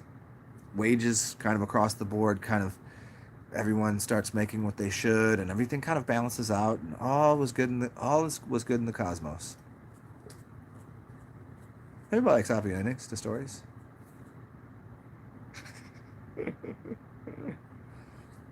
Because there's no happy ending to a few books, and people read them. There's like was there a happy ending to Animal Farm or any of the Orwellian stuff? What about Brave New World? Huxley? I mean, there were some books they wrote that were pretty good, right? Was there a conclusion or a climax of wonder, or was it just a philosophical, psychological book of just, is that what you want? Or what about all the other things that you've read and watched that have a happy ending? You know what? Those are my favorite ones, where the happy ending is you just walk into an Asian massage parlor, and after you get your back rubbed, she rolls you over, and you just get a happy ending for free. It's just, there you go. Oh, you're welcome. I'm happy to do it. For real? Oh, sweet. Yes. That's the happy ending right there. But is that too much to ask? I'm pretty sure my soulmate is probably some Asian that always act like she couldn't she could speak no English, and she worked in a shop that she gave a massage, but never the happy ending. And then she was like, I would like to give you a happy ending, and I speak English. I was like, for real? She's like, yes. I was like, of course. But I was like, but first, can I give you a massage first? This would be part of part of the story. It'd be great. She'd be like, yes. Like, cool. But we can all live our own fantasies the way we want. We'll see if we can adjust this world's just slightly. But I do.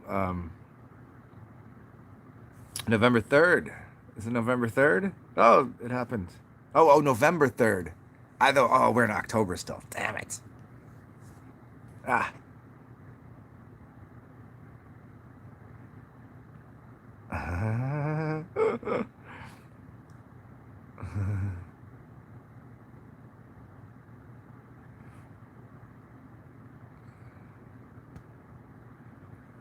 Yeah, I mean, yeah, I do my healing one way for people.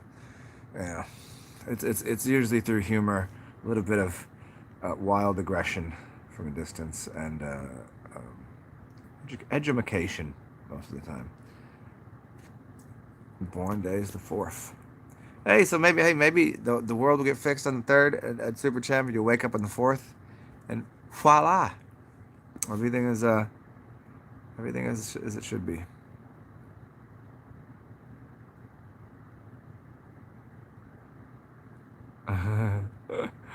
She called you Bud too. She said, "I don't think so."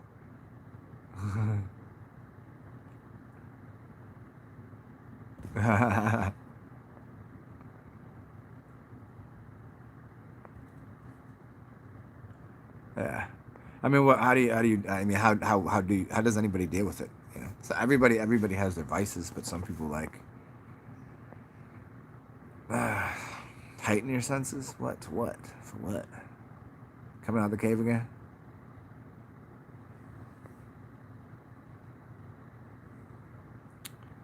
Um, Jay, you're very demanding on people.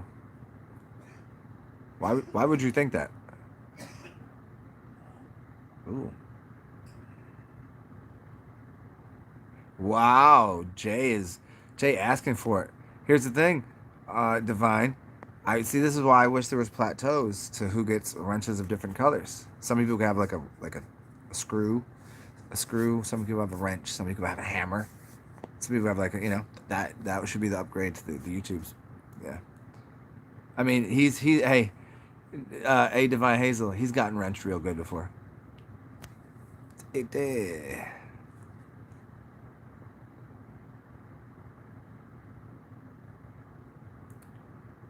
Oh shit.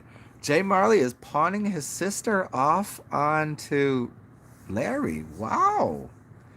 And I will say this, Larry. That would be a good move if she would have you. That would be a good move for you, Larry. Yeah. Um, she's cute. I've seen her.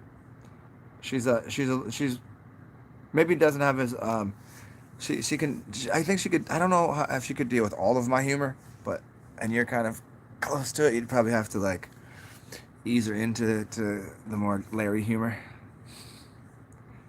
What's up? What's up? What's up? The Myrrh, December 21st. Yeah, I mean that's good. That seems like. I mean, obviously, I've been going on that date for something. It's either I'm getting on a spaceship and dipping out of here and just like peace. See you later, alligators. And I'll go back to either Sirius, uh, whatever that is, back home like that, or I'll go to I don't know, out of this realm. I'll stay here if we can get rid of the status quo of what's in place of the media bullshit and the governmental insanity. I'd stick around if that changed. Other than that, My God, there's like oh, what for what? For what? For what? I'd like to. I'd really like to. I'll be back.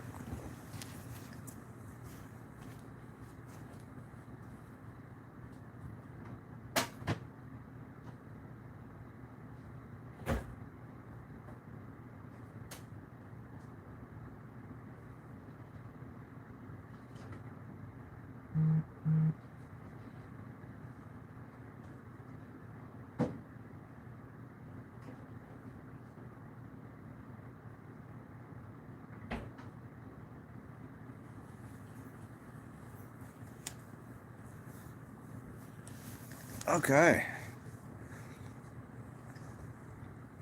You know, because if it did, it's so funny. It's like I would have much. I'd have much different habits in the world. I'd do much different things. It wouldn't be. I wouldn't have the same habits. The same. I don't know. I would live somewhere. I would live differently.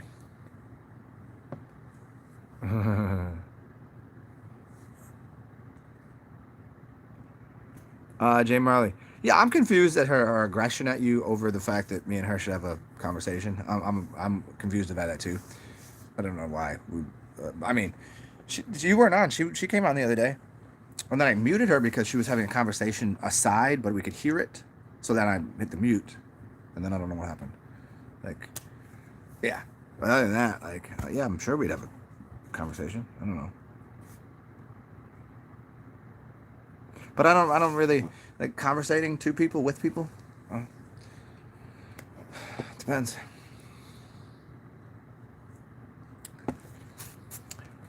You know, like have you ever been around somebody? And this is like just an idea it gives me. People that are like, oh, you two would make a good couple, or you this person would like you, or this person, you know, like I don't know if this person would like this person, and people tend to be very bad at that. You know, matchmakers, in the sense of like, oh, you two would have a great conversation, or you two would not get along. And then people have sometimes say, oh, you two would never get along, and then I would meet somebody like I fucking totally get along with. Like I didn't think you two would get along. I was like, why? Because they're not exactly like me, and I'm not exactly like them. Like I get along with a lot of people that are nothing like me, because there's not really a lot of people like me. There's a lot, and I'm like, there's a lot of people like you, to the person that will tell me this. I was like, so you, what you think that, what do you think I need? What kind of person do you require? And then there's times they're like, oh, you would totally get along with this person. I'm like, I don't like that person. You know, it's really weird. What people think, what, you know, what kind of meshes, how it would work. I think what it is like I would like somebody that you'd like somebody just like you. No, I wouldn't. Does that say you don't love yourself and like yourself? No, I do. But I realized that it would be the most difficult thing in the world to get along with someone like me for someone like me. You see, if I was a moderate person, then finding someone like me would be a great idea. I could be moderate with them all day, and we would just like that. It would just be cool. What do you want to do? Yeah, what do you want to do? I don't know. We just do that. Okay, we'll just have the conversation about. We'll do what you want to do all day, and I'll be good with that. Sitting there for 10 hours trying to figure out what to have for lunch and realize that you're not even having lunch no more. I go, oh well, I guess we don't know we're having lunch. You know, and then do that like every day of your life until you're 90, and be like, oh well, what a fun time. Instead of like after like 2 or 3 weeks, you're like, all right, you know, you're gonna have to figure out what we're having to eat, because I want you to have what you want, but you don't know what you want, and then you pick, and they don't like what you want. And you're like, oh, I'm somehow gonna make a mistake here, huh? You ever seen that bit where it's this dude and his girlfriend, he's like, so what do you want to eat? She's like, I don't know. They're having this argument for this. It's not an argument; it just turns into like him going, well, do you want this? You want this? And he's trying to make sure she gets what she wants, because she definitely wants something. And it turns into this whole scene where somebody comes in the house and like grabs him. It's like puts a gun to his head, and he's having this argument. He's like, and the guy goes, "What's?" And she's crying, she's screaming. He's like, just you tell me what you want to eat. The dude's got a gun to his head. Tell me what you want to eat, or I'll blow his brains out. She's like, I what? And then she names a specific restaurant, and the guy puts his gun back in his pocket, and the dude gets off the floor. He goes, "Thanks, dude." Smacks him up, says, "Have a good day." And she's like freaked out, and he goes, "Just want to know what you want to eat. Let's go." Make a decision. Make an assessment. Yeah, good stuff. Good stuff. Oh, I'm sure we'd be great friends. Yeah. Uh-oh. Um,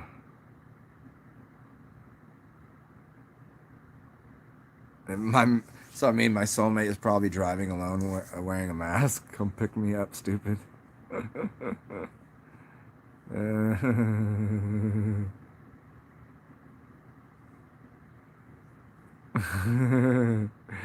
Is she fat like Jay, super champion?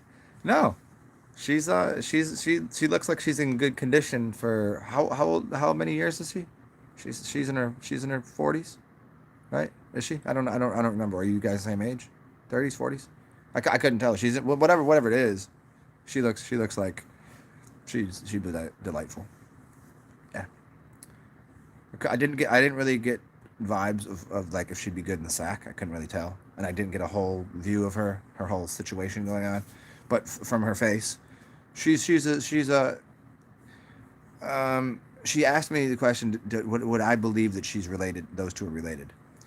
Um, sort of, but they don't look alike. They look like, hey, if that's if your father is not the same father, I would believe it. There's yeah, I didn't. And does she have a similar attitude as Jay? Probably. They're a little bit like, oh, welcoming and nice. Yeah, yeah, she's nice. She's good looking. Couldn't tell, how tall is she, Jay? That I couldn't tell. I think she's here's what I think. Here's what I think it is. I think she's taller than Jay. But then again, most people probably are. Like, there's certain rides Jay can't get on at the theme park.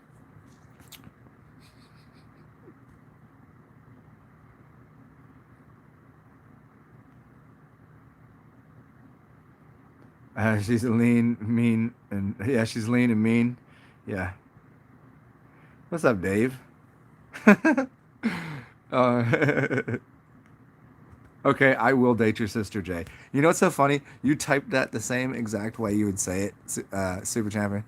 You said, "Okay, I will date your sister, Jay." I could see you saying exactly those words. That's so hilarious. Uh, what's up, Mur? Land seems like the only way going forward. No, any ladies in Florida? Oh, Jay is from Florida. I'm not from Florida. I'm not from the Floridas. Although there's lots of I mean, if you are actually tribe, like or Indian or like the other Indian or native or whatever, whatever, Chippewa, Cherokee, but whatever the original names would be, I'm not too familiar with the originals. Um, Maybe Jay knows. I don't know. He's from. I just like saying Florida so much. I don't know why. I'm from New Orleans, so yeah.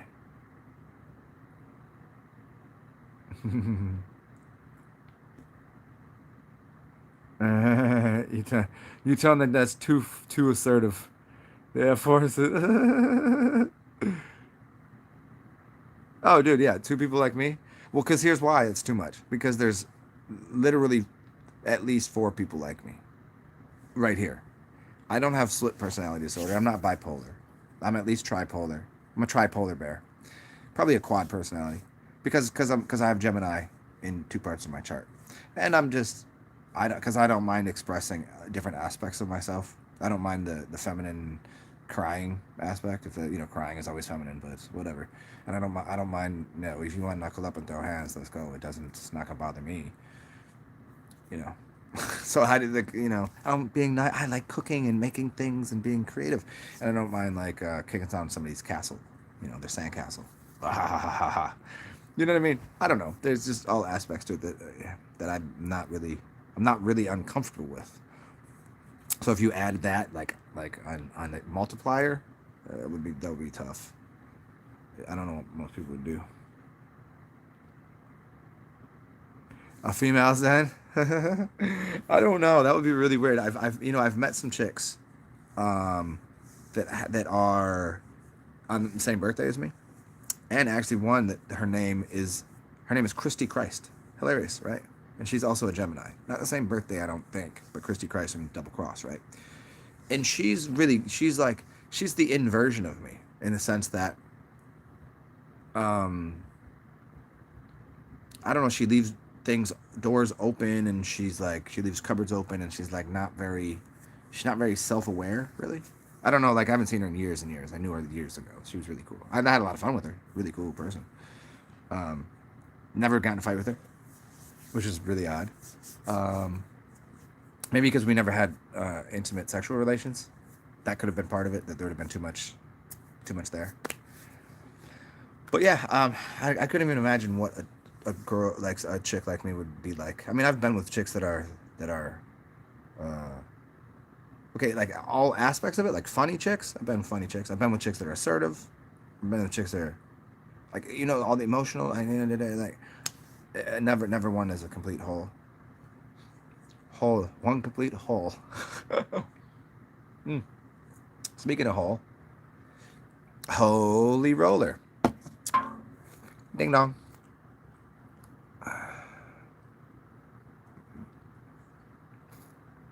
I mean, yeah, in the grand scheme of things, nothing matters. But you know what? To tell someone that when they're living their life day to day, things matter. It reminds me of the story. The falling of an empire for a king is equivalent to the lost toy of a 3-year-old. So, in the grand scheme of things, it really does fucking matter. It does. I mean, until it doesn't. That I get what you're saying. Until I totally get it. Like, of course, like really, like fucking. I think it's Doug Stanhope. Doug Stanhope. Uh, I've never really got into his whole albums of comedy and his collection of stand up, but a lot of people really like his humor. And he says you need to get into this world. You need to break things, embarrass yourself, be a complete fucking jackass because at the end we all die. You just dip out of here. It's kind of very much the attitude of Zen Buddhist. Just like just we're out of here at some point. Like it's kind of like what's the point? There is no point. It's just, hey, go on a new journey. So in that sense, nothing matters. But from day to day, I mean, if you're not getting in a fight with somebody, if you're not loving somebody, I mean, those things matter. They have value. They add some spice. They add some, like, if nothing matters, then drink warm water every day. Just that forever. Don't add anything. Don't add any chicken stock. Don't add any those vegetables. I like broccoli. I like carrots. And I'm not saying this to you. I just forgot that you were on a fast. But but you're seeing things clear on a 14-day water fast, right? But they'll come to a point, just like the yogis and the Buddhas and all of these they're sitting under that Bodhi tree, and they're just going, well, I'm going to be an aesthetic, you know, an ascetic, not an aesthetic. And somebody that likes aesthetics, an ascetic, meaning somebody that says no to everything. I don't. You still getting this in here? Are you still getting this in here? And you're still getting this in here, but no food, no, just we're just here. And there always comes a point in time that part of the realization is that like life exists and participate in it. It's finger painting. It's finger painting. It's fucking doing blow off of a hooker's tit at 6 a.m. on a beat. You know what I mean? There's whatever floats your boat, whatever turns you on, whatever depresses you to some degree that it's just like, oh, emotional. That all matters. It had to somebody somewhere. Because without that, like what's the purpose? If it's purposeless, then toodles. You know what I'm saying? That's of no mind and the physical reality that we create, that will always continue to create realities because you can't experience without whatever those things are.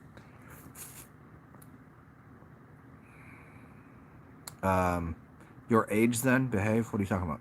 What about my age? Are you saying what's my age again? What's your age again? Marley, Jay, the females in Florida do. Interesting. I've only visited Florida a couple times to because I worked at an airline, so the chicks that would come through the airport, they'd have a house that they had in Florida or somewhere, and so like that happened a couple times. Yeah, but other than that, like nah, I was not really impressed with the whole thing there. It was very, it was like the Gorillaz album, Land of the Plastic Beaches. Is that what it is? Plastic Beaches. The Heat won the sports ball. See, had to happen. Had to happen. What is it? 3-1 right now. An ice cream. Hey, there you go, Hazel. You know what? Maybe instead of making ice cream, do the frozen yogurt. That's good. Frozen yogurt. It's a little more digestible for you. That way you don't get clogged up. You know, too much ice cream. It will definitely. It's even no matter how good of ice cream it is, unless it's you get that frozen yogurt though, or at least add a little frozen yogurt to the ice cream, and that's good.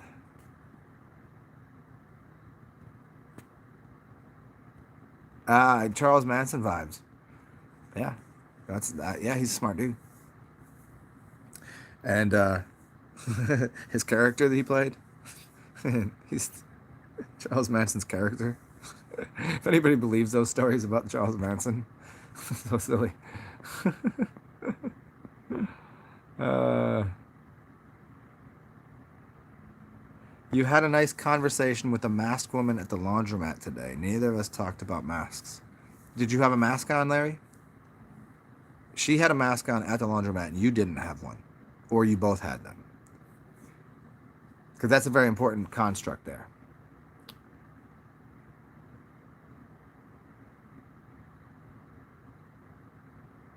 Yeah, the Latinas, yeah. I'm on board with Latinas, but I don't. I think they're a little too spicy for like a long term thing. You know, they just. I had one Latina in my life that would have been. She was wifey material. She just was too. We just were just out of sync, just by, just by the, just by her age. I was 35. She was 26, 36, 26, 36, 24. I don't know, something like that. It was like 10 years apart. And so she was getting out of school, like just finishing up her degree. And so she was getting into like, what does she want to do with her life?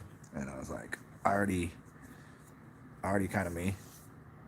Really, really awesome person, but timing is just weird sometimes, huh?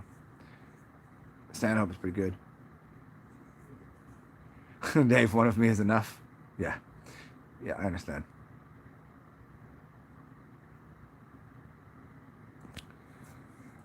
Gina, pineapple rum and The Walking Dead. What did you miss?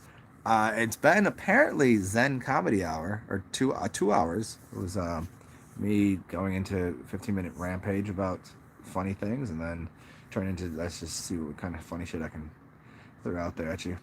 I don't think we've said anything of any real true value, but maybe in the beginning. Okay. So she talked to you with her mask on. So underneath her face she could have been all, she'd be like, wow. Or is that? I mean, at this point, it just doesn't matter. Because after a while with this shit, you're like, whatever. I'll take whatever I can get. It's got a little heat in there. I don't care. You can either go that way, you can go the other direction, and be like, well, now at this point, it's been so long, I'm going to get exactly what I want, no matter how long it takes.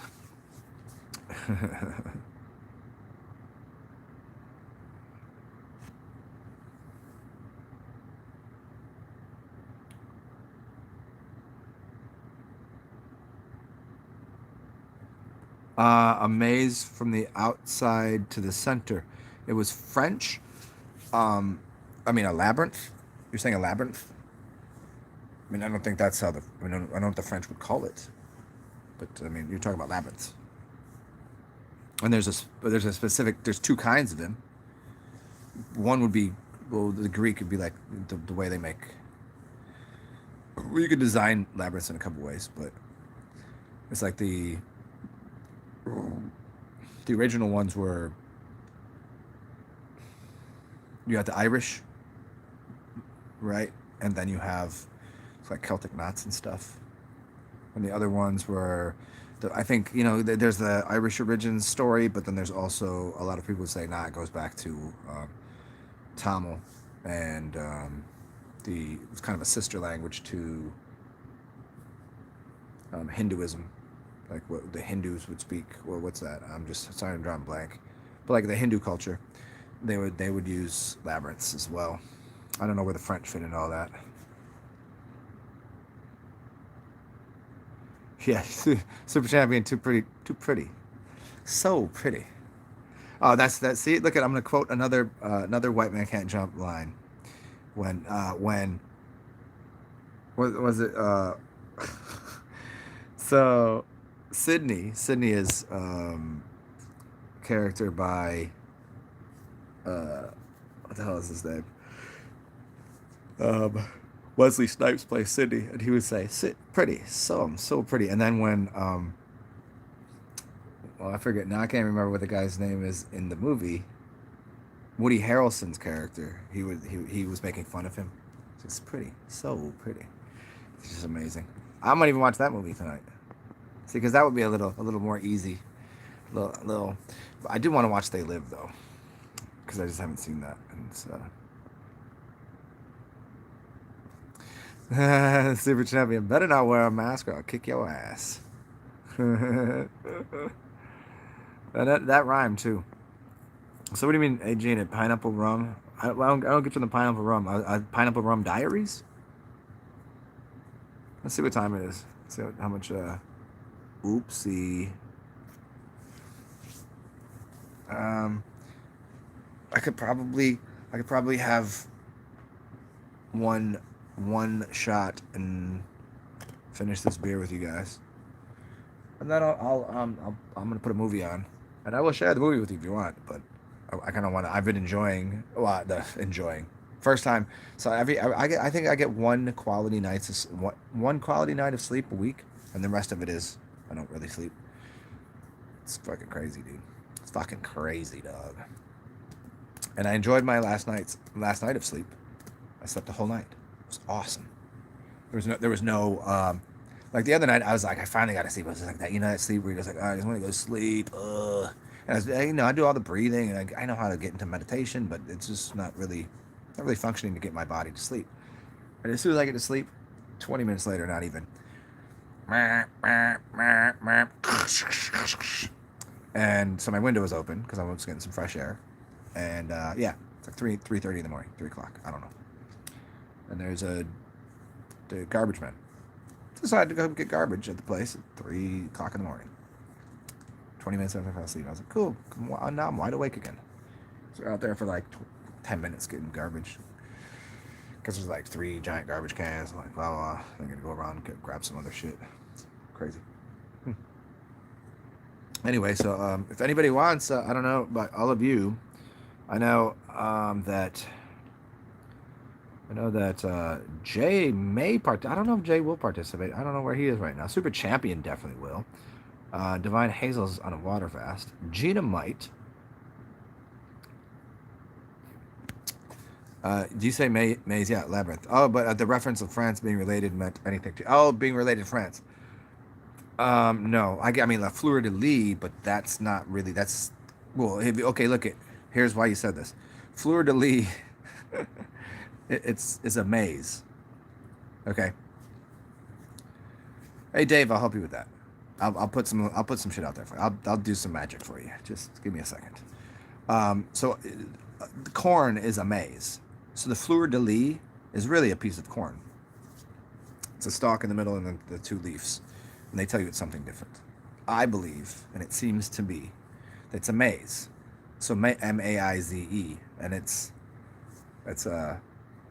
they use it a different way, but when you look into like the where the word came from, and it was the, I believe it was the Mayans. Could have been the, what do you got, the, trying to think of what culture it would be. Not the Aztecs. The Aztecs are the ones that invented speech. And anyway, so they asked the gods basically how to create corn, and they showed them, and they created corn. So it's really weird where it came from, like, and why it's such a strange thing, and what its actual use was in antiquity, and what it's supposed to be used for, and what it's used for now. And then when you get into, like the Dalo Humare that drink tequila, and what plants they're getting that from, and what they use it for. A lot of these things and these beverages and these liquors and things that has a rich history of what it's used for. Like everybody's like, oh, plant substances. I want to go do some psychedelics. I want to go smoke some weed. But alcohol is awful. You don't fucking know what you're talking about. What plant did you get that from? Which plant did you get that psychedelic substance from? Which was it called? And then they're like, oh, we turned that into beer. So why is the beer no good? Because you don't like it how it functions with you. So you don't know that spirit then, do you? It's a different way to get spirit into your body. Some people like to smoke it. Some people like to drink it. Ayahuasca. Some people vomit immediately and they go on a fucking trip. Some people like to, eat mushrooms. Some people like to. It's all the same thing in a different form and variety of what spirit that's embodying, because alcohol from all different places has different sacred and herbal healing beers. Go look it up. There's I could, if you guys want me to, I can do screen shares with the shit. His name is Stephen Herod Buhner, and the book he wrote is Sacred and Herbal Healing Beers, as well as the Plant Intelligence. And I would read this book to you guys right now if you wanted, but it's somewhere in my closet. I don't feel like digging through. I would give you guys the top box in there. I would search through that, and if it's not there, you don't get it today.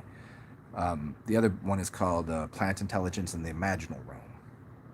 Another one that I have not read completely, but I've read enough of it. Anyways, the point of this was that the spirit of these alcohols and plants and psychedelics and weed and all this, they're putting weed in beers these days. The purist would hate that. Whatever. Oh, they'll eat pot brownies, but can't put it in liquid? Can't extract it that way? Oh, whatever. You're not an alchemist. You know what you're doing. You're acting like you are, but you're not. So yeah, the maize, the corn that is supposed to be used to make a mash for alcohol, and which fuels our arcs, our bodies, and cars as well. That's what. There's no dinosaur bones. It's not what the oil comes. So we use the oil for things, for healing on the skin, and the salves of different plants. A lot of them are remedies through marijuana, but there's so many other plants that do things, and people are just like, oh, marijuana fixes everything, and it just frustrates the fuck out of me. Like, it's not the only thing, and in fact, it's been so diluted and disturbed that the original essence of the plant, of the entire, how do I explain this? You have to ask the plant spirit if you can change it. And all of these places that are like, oh, we're going to crossbreed this and hybrid this, they didn't ask permission of the plant. And originally, you can ask, and they'll be like, oh yeah, that would work, and the plant spirit would talk to you. But they're not doing it. They're just smoking weed and be like, oh, I want to make a new flavor. And then you wonder why everybody's a fucking... People are like, I don't even smoke weed, it makes me too paranoid. Oh, you just didn't find the right strain. Well, why should I have to? What's the original version? Can I just smoke the original? I don't know what that is. But we got 500 varieties, and it's taxed by the government. Foolish. Oh. But we don't drink beer out here. We don't drink no beer. But you make some brownies? Okay. Yeah. Okay, here, Dave, let me help you with that. The maze. Yeah, and it is a maze, right? It's a maze because it's, where the fuck are we going? I mean, what a great movie. The Labyrinth, what a great movie. And there's movies about mazes all the time. Like, how do you get right to the center there? Right to the center there. Everybody's poking at it, and their nose, they're getting that laser beam smashing their forehead. It's actually frying that shit. Maybe in the good, maybe they're actually decalcifying it somehow. Maybe, or they could be destroying it. You don't know. Maybe I'm wrong here on they're trying to destroy it.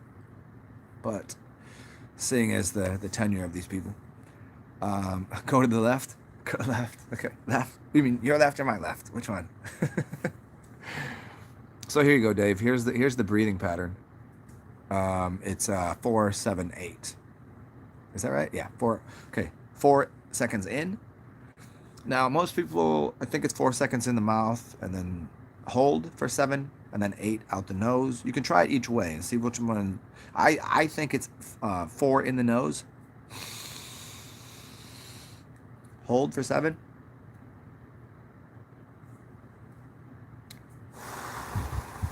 Out for 8. And that should, because that is, so what you have, remember, you have A tab, alpha, theta, sorry about that, B tab, beta, alpha, theta, delta breath, delta, theta, alpha, beta, so D tab, or BAT D, beta, alpha, theta, delta, depending on which way you're cycling your breath. So your lower breath is what you'd call like a, mouth breathers. It's very low in energy. It's definitely not an alpha brain. It's not a theta brain. Alpha brain, I believe, I haven't looked at the chart, and I just forgot what they were. I did a whole video on exactly what these breaths are, but it goes in that order. So mouth.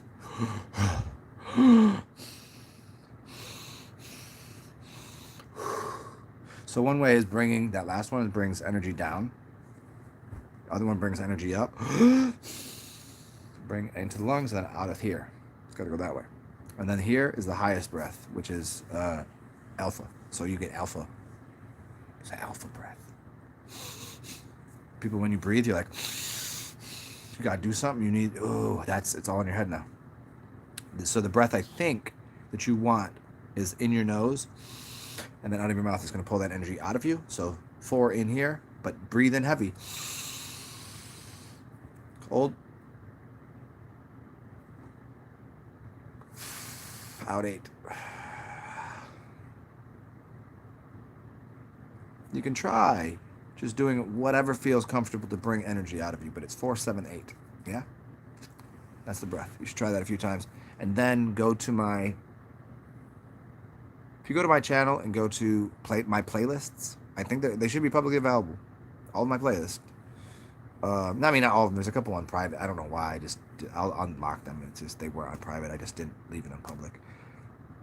But the playlist is like maybe 5 or 6 playlists down, and it's this one breathing pattern.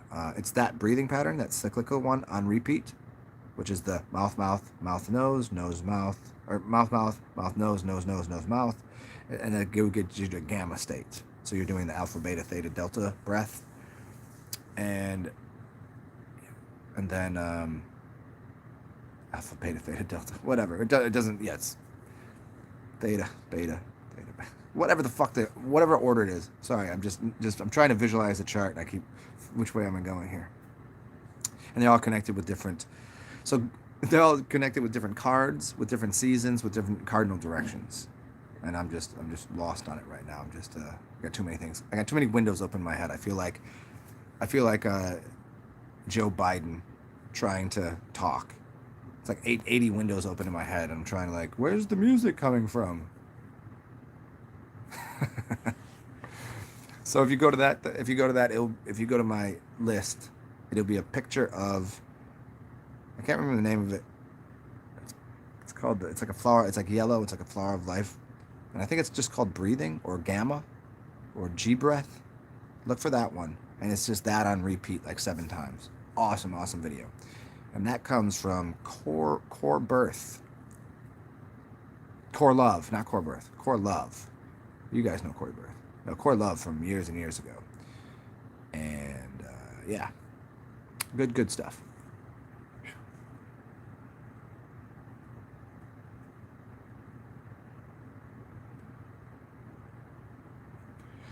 So what does gamma do? Gamma is a, a calm, elevated state of learning. It's like a hyper position. It's also a place that your body can heal trauma. So most things put you into a brain wave between, you know, zero point 0.1 hertz and okay. So the first one is I think is 0.1 to 4, then 4 to 7, and then 7 to 12, then 12 to 16. That's uh, delta. Lowest level is delta. That's when you're sleeping, and your body's in healing mode. The next one up is theta, and that's when you can get into the dream world. That's about 4 hertz to 8, 4 to 7 hertz. So your brain waves working different, your breathing patterns different, and that's where you're into a dream world, and you can do different things in the dream world and be lucid. And then the next one is your beta breath, and that gets you into the where everything's kind of you can function in society. You're kind of walking around, and it's kind of you're not heightened. Everything's just there. You are. You're just there, and that is the next breath. And then the alpha breath is when you're like you need to do something that's very heady. It brings a lot of like your eyes are wide awake. It's like you need to think about something, or you just like you're playing outside, and you're focused on catching the ball or whatever. That's a and then you pull it out of you, and then if you do it in a circle, or if you do it in a cycle, in that order, that mouth, nose, in out, in out, in out, in out, it completes a cycle and puts you into a gamma brainwave. You got to do it a few times. It's not just like we do it once and you're in the brainwave.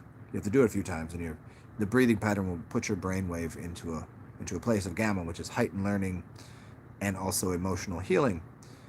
It's very calming. Sometimes it gets me to sleep, and sometimes it just gets me really relaxed and meditative. And some of it you can release a lot of trauma out your body. And so if you know what you're doing, if you go into a pattern like that and you get into that state, you can have somebody that knows about trigger point therapy. I don't like to call it anything. Calling things therapy is so stupid. It's a modality. Yeah. Would you like me to fix that for you? Yeah.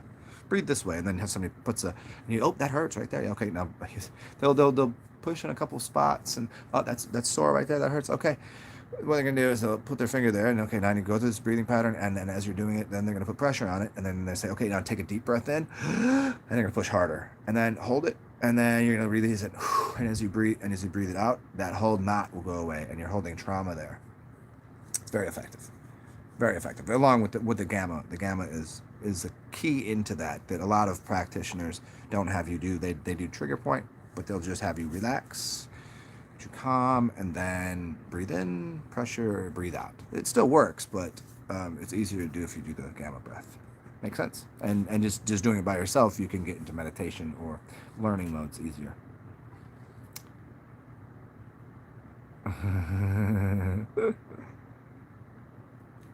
To go to sleep, beta is no. You want theta. Theta is for sleep. Theta is the second realm. Deep sleep is delta, where you don't dream, and your body is in. If your body is hurting and you need to heal pain, like you've got an injury or something, and you need that fixed, you want to get in the lowest brainwave. It slows everything down that your body can go through a healing easier, because you're not going to feel it. You're not going to have any dreams about it, because sometimes you'll have dreams. You'll have those dreams are associated with something that's being fixed in your body, and sometimes like just get into delta. So then you bring yourself in the lowest brainwave. So you're almost like, your brain is like baseline, next to nothing. Who's dead? And you're not really dead. He's just baseline, right? And if you know that, this is why I say, if anybody's ever if anybody ever checks on me, they think I'm dead, I might just be in a really deep meditation. Don't do anything with my body for 72 hours. Just let it sit there. I promise you. It's like Jesus, man. Come on. Goes into deep meditation for 72 hours, 3 days, and then arises again. Like, I thought you were dead. Like, no, dude, I was just meditating. Just back up. And don't wake anybody from that sleep or slumber. You can traumatize them. But normally you want to be in a theta state. Theta state is a good. So if you find any binaural beats, find theta realms. That will get you into dream mode and sleepy mode. And gamma is relaxing and learning mode. But it also helps you sleep because you're in a relaxed state. So I would I would do gamma breaths, and then I would do a lot of theta breaths. And that 4, 7, 8 thing, I'm not sure why that pattern works of the holding, the releasing, but it does. But most of the time. Yeah. So there you go. Does that answer everybody's questions about the breathing thing there?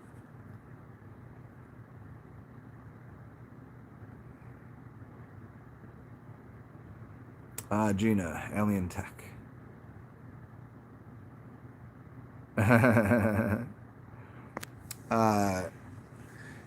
Solveka, say that again. Did you get what you need? A Solveka, say it again. What did you miss? I don't, because I'm pretty sure I covered everything twice, and I'm not sure who you are. There's also the capacity for you to rewind the fucking thing and don't tell me to say something again. I mean, I'm kidding. I'll say it again, but I don't know what part you're talking about. But I do also mean you can rewind it too. It's a great way. It's a great way to watch a video. Even live, you can come right back and you don't even miss anything. Yeah, you got that, Dave? But isn't breathing through your mouth good? Yeah, it is good. Well, when you want to breathe through on the breath. Oh, I'm not doing that whole thing again. No way. You can just rewind that. Breathing through your mouth is good when you're eating. Not doing the whole thing again. And I have videos on it. Just look up the gamma breathing of mine. Look up my breathing. Look up the my name and then master blueprints, and then there's one on breathing. Or you could look up my name and breathing patterns, and that will give you the whole clue into everything. But breathing in your mouth when you're eating is especially important because it's you're getting an electrical charge, a stimulation from the atmosphere, the ethers, whatever you want to call it, because your teeth are piezoelectric. So eating, there's electricity happening in the food that you're getting, and there's electrical stimulation because your teeth are connected to your spine. You see there's 32 vertebrae in your spine. You have 32 teeth. Those are connected, and so the oxygen is really good. And the bacteria that you're talking about, I mean, yeah, it could clean your mouth out to a degree, breathing in your mouth, and that all of that oxygen is destroying some of the bacteria, certainly.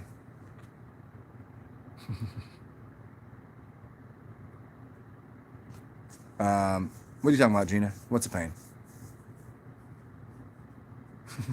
Let's move on, class. What are you talking about? I'm lost on what the pain was. But yeah, I would just say to Silveka, yeah, just rewind that whole thing I did, because I just have done that whole talk so many times, and it is very easy to rewind, and I do have other videos, and I could point you to them. Yeah, and it would just wear me out to just repeat that whole thing again. It would wear me out.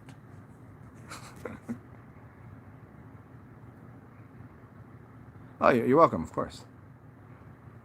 You asked about salta? You mean salts? Did I answer that whole thing yesterday, or I didn't see it on here? Salts. Oh, okay. Yeah, I read that wrong. Salts. Yeah. Oh, salta. Yeah. Yeah, of course. And if you need to find anything else, obviously, you can just come back and ask me. And my videos there's so many of them.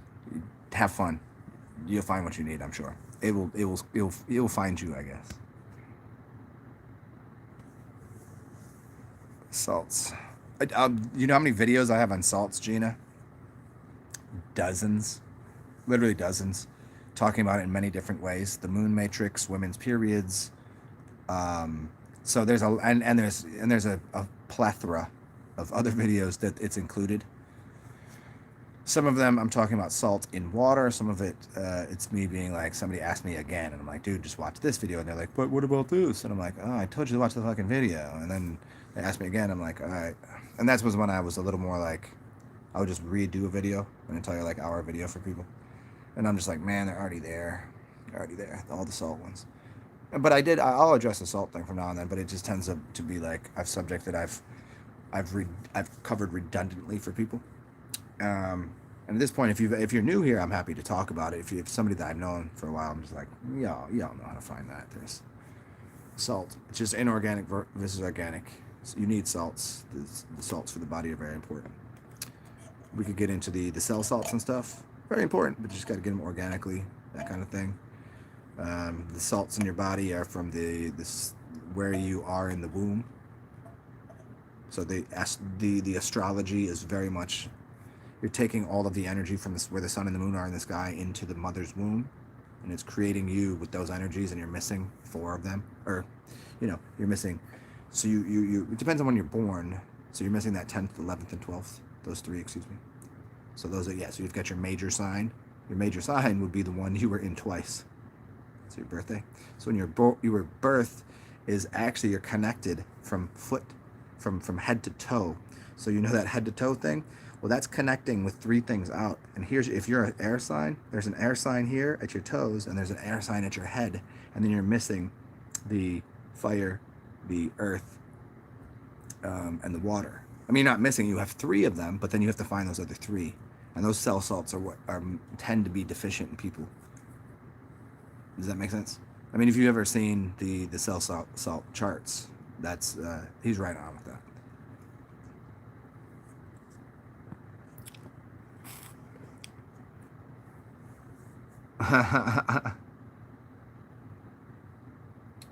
Jay Marley, I hear you on that shit, man. I don't know how anybody hasn't done it already.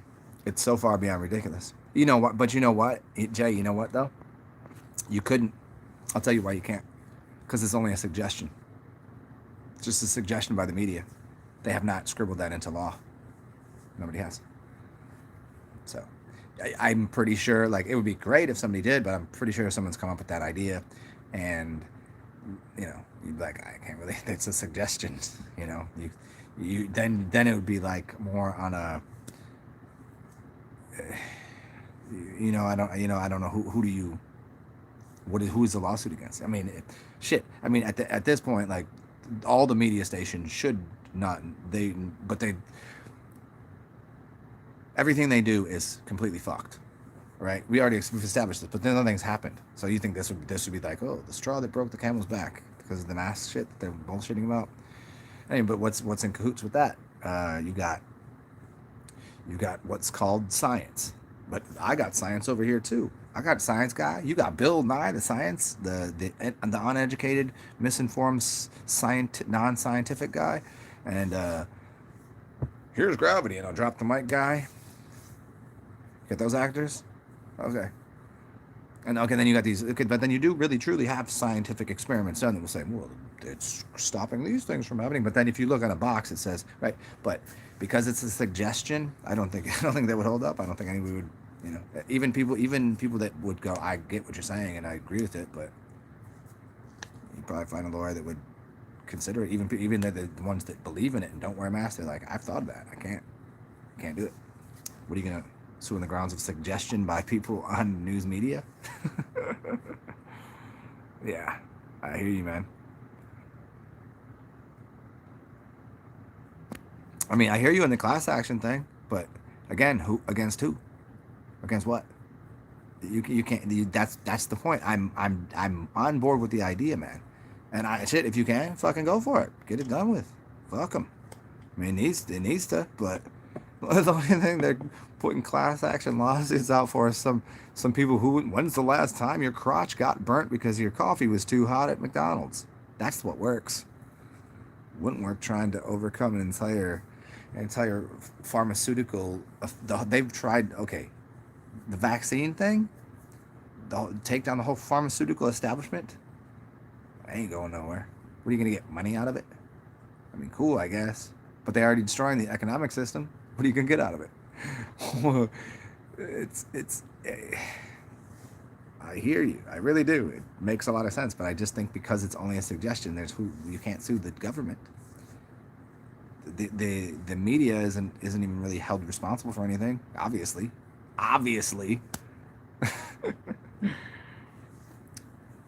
So I don't know, man. It'd be great. Yeah, I hear you. Well, okay. Well, then in that, Jay, if it's that case, then every business on the planet that has stocks involved should be anything, anyone involved in every transaction that goes on in this world is pretty much unlawful, at least, and pretty illegal. Everything is the corporate environment. I mean, the whole thing is all bullshit. Those lawsuits have been out for years. Can't do shit about that. And this is only one. This is one string. This is one extra thing to throw into the mix. It's like, but doesn't those people? They're rabbis. Do you understand? RABs, rabbis. They're priestcraft. They take a bar, BAR. They're on the same Freemasonic platform as everyone else doing it. They it would never happen. You know, I wish it would, but it's not. It can't. What's the most that's gonna happen? Sorry about stepping on your civil liberties. Here's a couple bucks. Shut the fuck up. Can we take our masks off? Yeah, I mean, you never really had to have them on. Is the news gonna do anything about not saying that anymore? No. They're just gonna suggest to people a bunch of ignorant shit. So why can't we stop them from doing that? You dealing with the FCC? I mean, what? There's too many tentacles. What I mean, okay.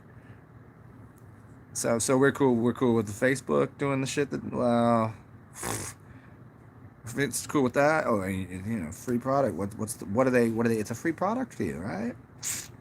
So who's winning here? They must be. No one gets anything for free.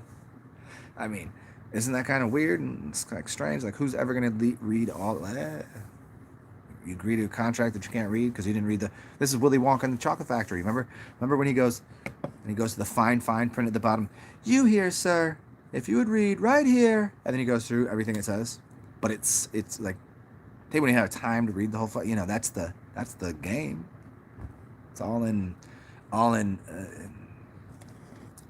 Nilo facto. Is that el facto Nilo? I mean, out of thin air, they just then you got long enough. You got how many days you got? You wouldn't be able to do anything. Do you don't want to be part of it? You don't do this? It's a fun ride. This is fun stuff. Yeah, man.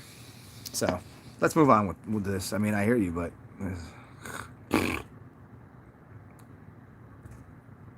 oh yeah, I mean, the whole thing has been but what hasn't been? That's the thing, Divine and Jay. Just to finish that up, what hasn't been? It's all been the whole thing. The whole system is it's lies on top of lies on top of lies on top of bullshit upon chicanery on illegal contracts. It's all bullshit. by pulling one card out, that thing. But then that's the point of it. People have already done this 1,000 times over. Like if the McDonald's coffee idea, if that's a lawsuit, then everything is. Lupe Fiasco said it like this, where everything's a law and everything's a crime. Well, I mean, he meant everything is legalese and everything is criminal, right? There's nothing anyone has ever done that is. Let's put it in the Bible terms, where Jesus says, "Those without sin cast the first stone." But yet, for them, it means continue to do what you're doing. For everybody else, they're like, yeah, but I'm not trying to throw stones at people, and I'm not judging you, but like, can you just stop bullshitting everyone as a government agency? What government is this? Is this fascism? Are they treasonous? Are these people from here? Where? And then we got to talk about like aliens and spaceships and other lands and what's going on beneath us, and do we live on a computer? I mean, there's just so many variables there, dude. You might get along with rabbis, but people have been getting along good with rabbis for a long time. It's just not. It doesn't really affect reality to any. There's no changes. There's no major changes have been made. It's only seeming like they are part of the same clique.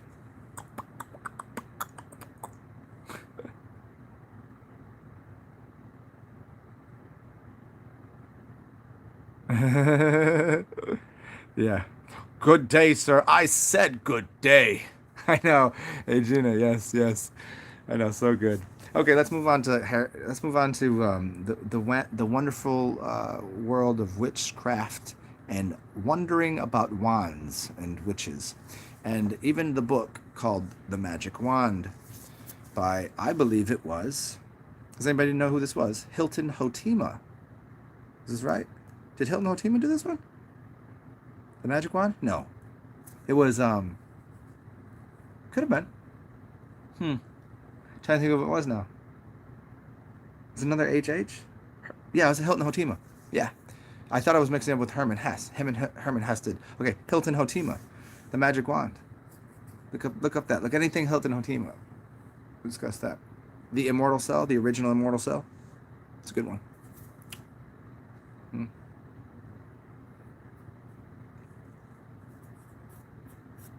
Oh, and by the way, if you're at it, you might as well just start with every doctor should be, I don't know, definitely lose their license for practicing witchcraft, magic, and mutilating children's genitals. They should all, and then sticking needles and poisoning people. They shouldn't have jobs. Why? Why do they have jobs? Because the parents legally allowed them to. Okay, lock up all the parents. Throw the key away. Put the doctors, and then well, yeah, it's like who's not complicit in the mutilating of children and wondering why. How about school teachers? Yeah, people that wrote the books. Yeah, where you stop with this shit. So the generation we're living on the lies and sins of our fathers and mothers and the people that have informed them. Well, I didn't know any better. Ah. So then all the kids come out going confused. They're growing up all fucked up about everything. And how could you possibly act in a society that has trained you to be a product of their ignorances and their abuse, their neglect? How would anybody act? How should one act? And as I will say this again and again and again and again, by Jiddu Krishnamurti, he said, "It is no measure of health to be well adjusted to a profoundly sick society." So if I look unhealthy to someone, it's because what do you want me to be like? Have you looked out there? Have you seen these fucking people? You ever been to church? That shit is insanity. You ever talk to these scientists? They're insane. They take money. Hey, we need a test that says this thing is healthy. What is it? Doesn't matter what it is. It's poison, but it will help some people. We need to say this just so its efficacy looks like this, and it doesn't kill too many frogs. And don't worry, whenever we kill half the humans, we don't have to pay a few dollars, and at least we make more money. Our bottom line's better. We don't give a fuck. So what are you gonna do about that? You'd have to. Everyone's complicit in capitalism, and mutilation of children. There's no one that's outside of this. I mean, who hasn't fucked? Who hasn't fucked the mind over? Like I was, coming up out of high school, I was like, I'm there. I'm gonna get a good job, and I gotta educate. And I start looking back. I was like, damn, I got so much poison in me. I was like, damn, what health is? What shit? And I did some fasting. I started doing something. Like, God damn, this shit is. I look back and I go, what the fuck? Like, these people were really fucking with it. And then I look around. I'm like, oh, they've been fucking with everybody. And then I get it. And then I was like, hey, the doctors, I can't even blame them. That's what they were trained. That's what they thought. They thought they were being helpful. It's not even mad at them. Would I lock the doctors and the teachers all in, and say, fuck you? No. But it's not fucked up. Can we just tell them, like, yo, this shit needs to stop? No more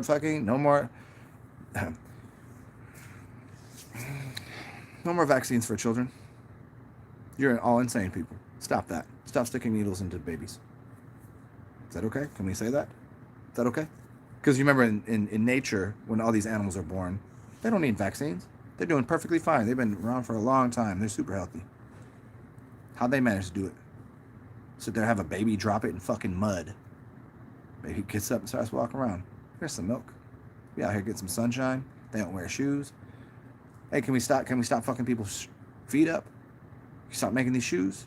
Oh, and also doctors too. Can you stop clipping the fucking foreskin off of children? That's insane. That's some deep level psychological trauma and physical trauma at a very young age. That how do you associate that? Oh, is the baby crying? I wonder why. Is that what you do? You just fucking beat the shit out of a newborn? What do you kick puppies to? If you saw someone kick a puppy in front of you, you'd be fucking outraged. You would probably do something about it. But if you know what you don't do, you walk in the hospital and go, that's a doctor. He's going to cut someone's wiener off. Thanks, doc. You're a good guy. That's insane.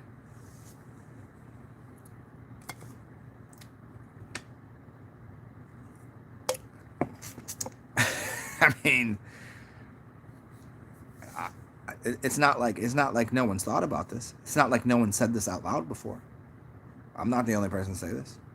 I've consolidated and made it very concise for people.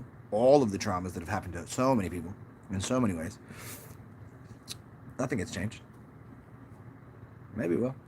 I really, as much as I don't think it is, I do kind of hope a little bit that Trump maybe is anti-disestablishmentarianism. I think he is the one like he is that dude, like he's gonna fix the whatever the problem is in the government. But no, I don't know. I don't vote for kings and queens or governments. I'm at heart I'm quite an anarchist, comfortable anarchist. There's just not much you can do to fight a system that enslaves everyone around you, mind, body, soul, and spirit. You know what I'm saying? So like, what do you do? Here's my form of anarchy. Hey, here's some education. I'm so anarchist, I educate people. What do you want to know? I'm so anarchist, I might get drunk and talk shit to somebody. Oh, you crazy me. Whoa. Stupid. I might tell a joke. I'm such a crazy person. I might tell a joke that someone doesn't understand and they get offended at me. Comedians are crazy people, man. We might say something that offends you. Oh no, have I offended you? My bad, let me take it all back. I'm so sorry, I should have never spoke.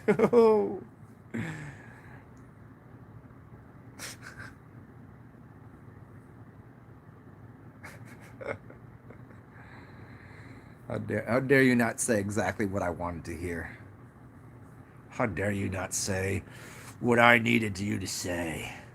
How dare you tell me something that made everybody else laugh and it upset me? You. I would say to people the ones that speak the truth. What am I supposed to do with that?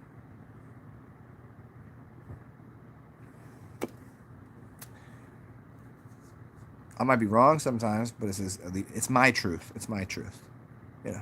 I do have this thing where if I don't know something, what I'll say is I don't know, but things seem or appear or kind of like if I were to, it would be like this. If I know something, like I remember when growing up, people would say shit that would and they didn't know it, and sometimes I would say shit that I didn't know, and I was like, oh yeah, that's what it is, and this comes across as so weird to me. And then I got to a point where I was like, if someone asks something and I don't know it, I'm just saying I don't fucking know. I don't fucking know. And then if I know something, I'll answer you.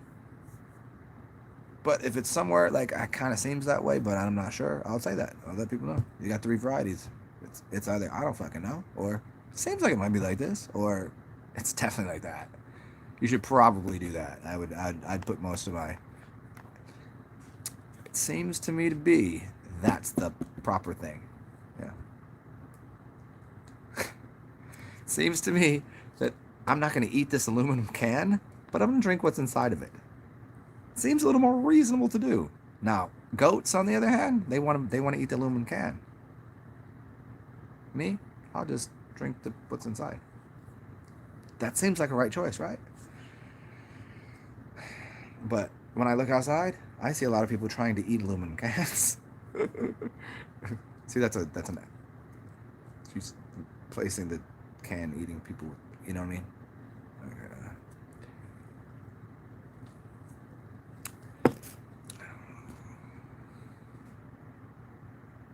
So, what have I said here? Hey, what's up, Sungazer? What you doing?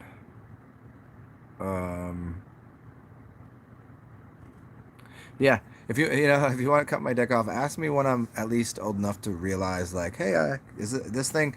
You know what? It's been getting really dirty, and it's got like extra skin, and it gets in the way all the time. And can you just chop that up for me?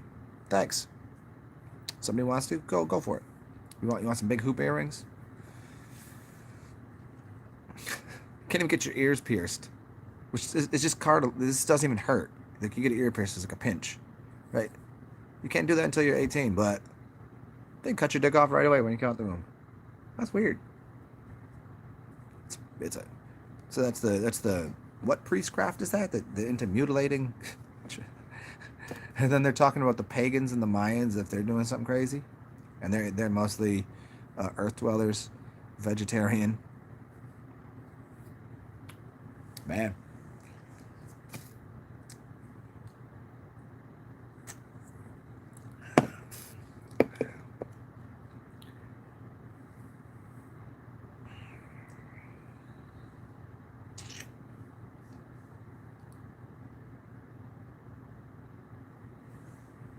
I think I want to go to a fine dining restaurant soon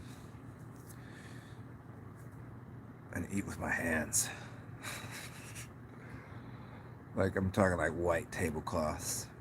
They walk out and they put their thumb in the butt, in the bung. It's called the bung of the wine bottle. You have the fancy ones? They put it in the bung. Walk out. The Chateau from 73. They'll never burp before they say it. They're called. That's so funny. I watched a video. I watched a hold on one second. Oh my god, you're so fucking gross, you burp. What kind of person burps, you filthy. Wow. They're called sommeliers. See, if you read it, it wouldn't say sommelier. He barely pronounced the even L in it. It's a sommelier. And I watched a documentary about these people that were becoming sommeliers. And they would drink a wine and they'd say, "What wine is this? This is in 1942. This was the region is it's France." And I'm watching it, and it just dawned on me how pretentious they all were and how they were all lying. And they were just, I think it was just a story of who could tell the most bullshit story about wine. It just appeared when I'm watching them. It's like, because then they go like, it's always to get your license to become a master sommelier, right? I know they call it master, but it's a special word for it. You go and do a test, and they say, "Here, drink these wines and tell us about them."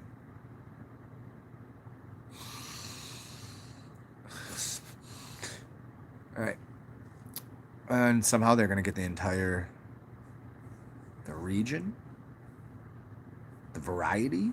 Okay, the variety, I'll give you that. I think in the region, country of origin. Then you're gonna give me like the year and the da-da. Now you're starting to really jerk my chain around. And then whenever they tell them the story of where it comes from, the people on the other side, they're like, "Okay, we're gonna put your score in here," and they never reveal if they got it right or wrong. It's a big part of it. I mean, there's other parts to getting your license to be a sommelier.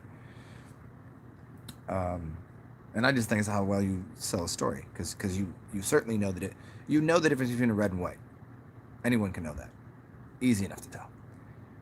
To an amateur, you know the difference between a Cabernet Franc. It's gonna be darker purple. It's gonna be like the smell will give you at least enough. A taste of it will give you, like, you'll know that it's a Franc versus a Pinot. Like Pinot Noir versus a If I have to drink one more, anybody seen the movie Sideways?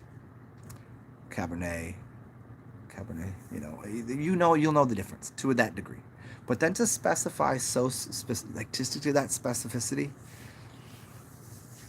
uh, it's tough to believe that, because as an artist, okay, if you were to understand an artist's mind, and I mean somebody that paints, okay, I'm not using I'm using the media that I'm talking about, the medium that they're using would be the color palette. So for a man, just a normal man, they can look at something and say, that shit's red, shit's green, blue. They use the 7 colors.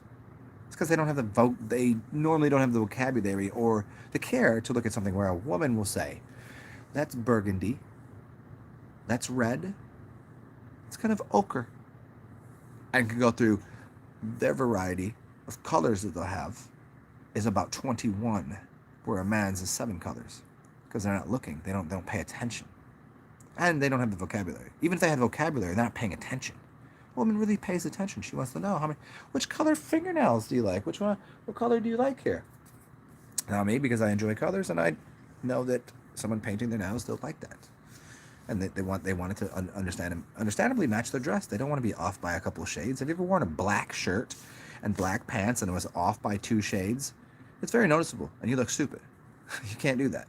You have to be off of at least 8 shades if you're going to do black on black, and your shoes better be of a different texture, and you better have a belt. And that belt, you know what I'm saying? You got to know these things. But to so I could get it, and to work in a kitchen and smell things, you can get different ideas. But to be a sommelier, to get to the point that you could recognize just through the sense of your smell, because you can't hear wine. Your eyes will give you at least you're in the grape-ish region. The smell will give you, okay, I can tell if it's hot or sharp or smooth, and then sip of it. But you're not going to give me all of that. That's way too much information just by that. So, anyways, I think they're just storytellers. Are they good? Will people buy that bottle? This is one of the best bottles we have. $1,000 for this. Motherfucker, just give me the Cabernet Franc. Oh, I'm sorry. Did I say Franc? I meant Franc. It's like 32, and just let me have that. It's the newer one. It's like 2013. I don't need the 72. You've actually wasted a lot, because smell the cork. It's like, no, you can age bottles of wine too long. It's no good. But if I had $1,000, I'd still buy that 32 bottle. not the 1932. Yeah, I don't know. People just are impressed by the things they should not be impressed by. Anyways, what the fuck I'm talking about anymore? Other than wine.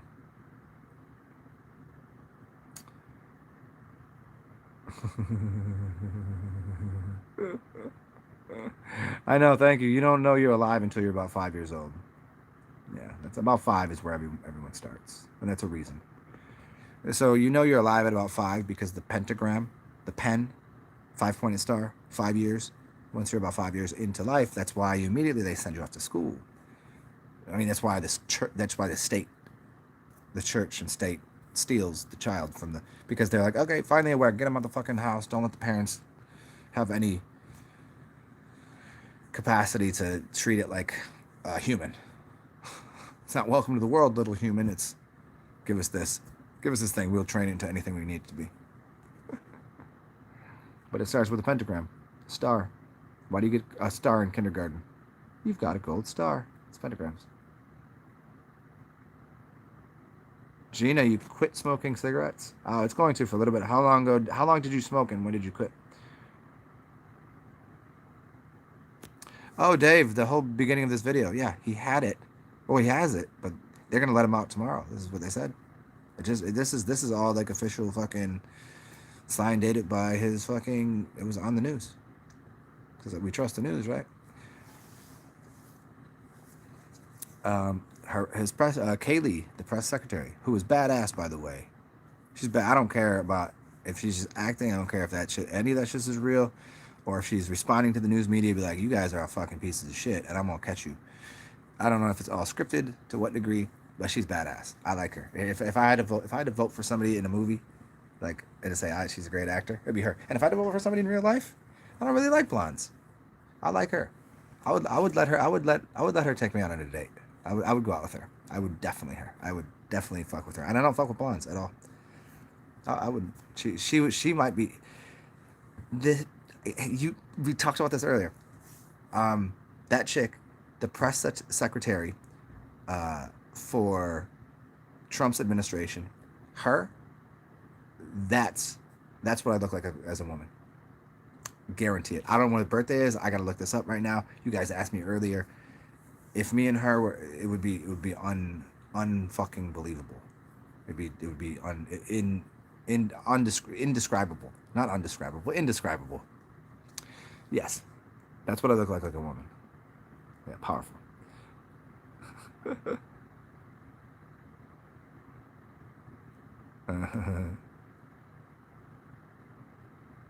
Yeah, Trump having it was to make the Trump tards believe it's real. Yes, but it's only if he gets out tomorrow, as the news media said, Larry, then it's for a much different reason. He got it, wasn't sick, didn't even look sick, and 3 days later he's out, and he didn't take any of the he didn't take hydroxychloroquine, and he did not take any vax, he take no vaccine, because they didn't have it, and he didn't take any of the other crazy drugs that they had. He took three things that were naturally like you could get them at the store, and then antibiotics, which anybody can find those pretty easily enough. I would have traded those in for probiotics, but whatever. And then he took two things that I don't know, but one was a steroid. Um, you might have to find a doctor for a steroid. But other than that, if he's out in 3 days, that's a fucking kick in the nuts to the Democrats, right? Those right to that side, because he got it, but he's like didn't look sick, and they'd be like, how the fuck does he?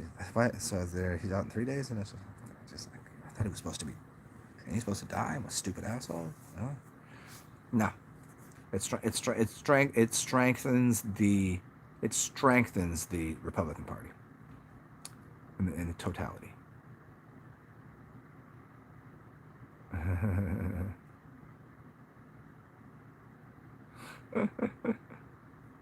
Yeah, I know. I'm excited. I'm excited to watch, because if I were like just off of my like this whole thing is bullshit and scripted, there's gotta be a good person in the script. There's gotta be the white hats, the black hats. There's no game that's just everybody's evil. So, and I've been enjoying the fuck out of watching him do shit, and from what I've assessed from many different sources of people that like not people, not even people don't even like politics. People like me that don't even politics, but just pay attention to it like outside of the fishbowl. They're like, yeah, but like some of these shit he'd be saying, like, okay, if you look at what he really did, check it out. Here it is. I was like, yeah, he did. He's trying to get the Federal Reserve. Oh, the Federal Reserve. Why are you giving people checks? There's paperwork and blah blah blah, and he's a business dude, so he's fucking with people on another level, I think. But we'll see. We'll see.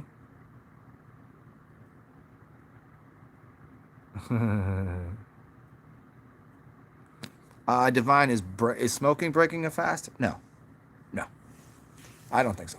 It's only if you get your salivary glands to start working. Think about this: once your saliva starts working, then it triggers your stomach to start producing acids. As long as it's not making you salivate, you're not breaking a fast. But as soon as you put something like a sugar or something else in your body, it's not a, you can do any kind of fast you want with liquids, right? I mean, we can fast on anything, really. People that do like fig fasts, you could eat figs for 2 weeks, right?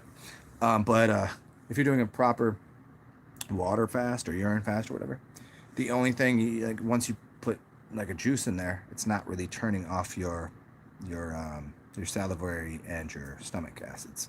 So you're still producing. Let me explain it this way. Because of the glycogen, because of the glucose your body needs, that's required, that's coming from your liver. You have a storage of a certain amount, and then as soon as your body for 3 days, about 72 hours, it shuts down and goes into Basically, your body goes, oh shit, we're not getting any more food. So let's start. We're not getting any sugars, so it starts going to the storehouse and using that for um, for your energy. And then as soon as it doesn't have any there, it's like, oh, what should we eat from the body? And so it's like, don't eat the muscle. Okay, what can we eat? You can eat the cancer and the fats. Okay, and it eats up the cancer and the fats and turns that into usable energy for the body. Does that make sense? Yeah.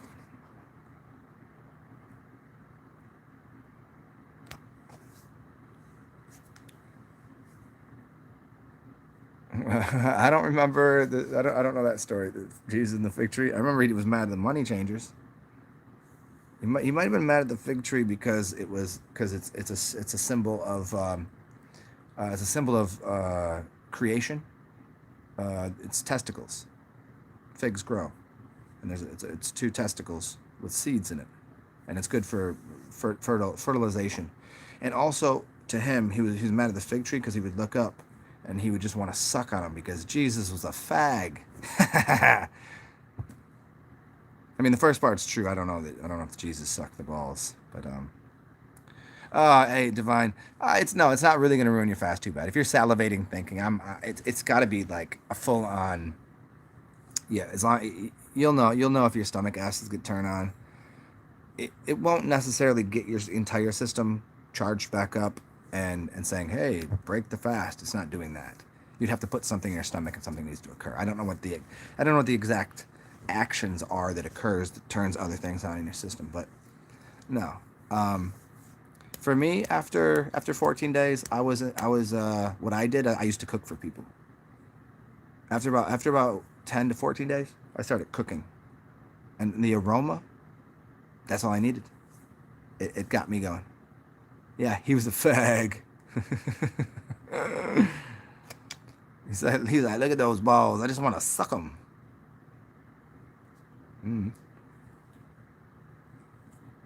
Anybody ever think about that? What if Jesus was a fag? You okay with that? What if he came out and said, God, I need you to know something. I like a lot of cock. Is that all right? Are you okay with me? I mean, shit. I mean, I don't know what laws I should bring down to these people, but fuck. If I can just find me a pogo stick to jump around on, Jesus Christ. Oh, that's my name. Haha. Bitch. Hey, Mary. Oh, man. I mean, Jesus did. He ran with the sinners. Jesus ran with this. Yeah, he ran with this. Yeah, they killed him because he was a fag. That's what happened. He ran with the sinners. He let tax collectors sit with them. He hung with prostitutes, drunkards, sinners, everywhere. He had no problem. He didn't like the money changers too well, though.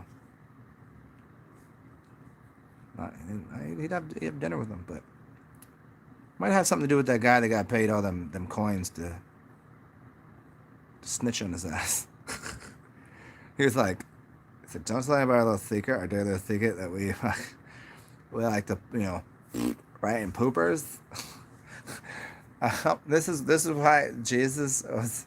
He's talking about the one eye. We're not talking about this eye. We're talking about that eye, the brown eye. Oh man, I would love to do this in the Bible Belts. Do that whole skit right there. Yeah, I'd have to have at least two people in the crowd with shotguns, just like, do not let him tell that joke. That's so good. It's so good.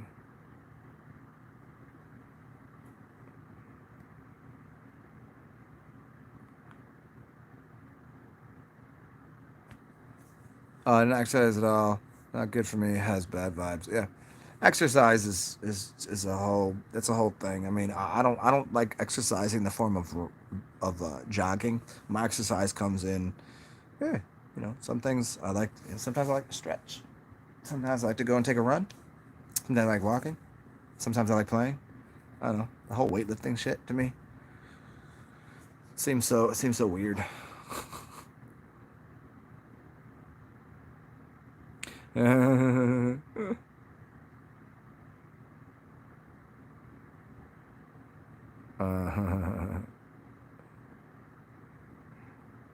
So many Jesuses. Jesus is everywhere. Oh, gee. Remember earlier we were talking about the. I hate when people say "you guys is," you Jesuses is. Fucking Jesus is everywhere. Jesus had it. He was getting up in that coochie, or was he the same way his father was, just magically? I didn't even fuck nobody, and then all of a sudden, Joseph is like, "Bitch, who you was fucking?" Man was like, "I didn't. It was just the God did it. I don't know. It just came into me. It was, motherfucker came in you. Well, I mean, he's God. I mean, what are you gonna do?" Joseph's like, "God damn it." That's just where the word "God damn it" came from. It was actually Joseph. He was so pissed at Mary for fucking God, like having, it's just we got a son. He's like, fuck. I'll take care of the little bastard child. Jesus was a bastard child. Why? Because God left him. Jesus was a bastard child. Am I wrong here? No. Joseph wasn't his real father.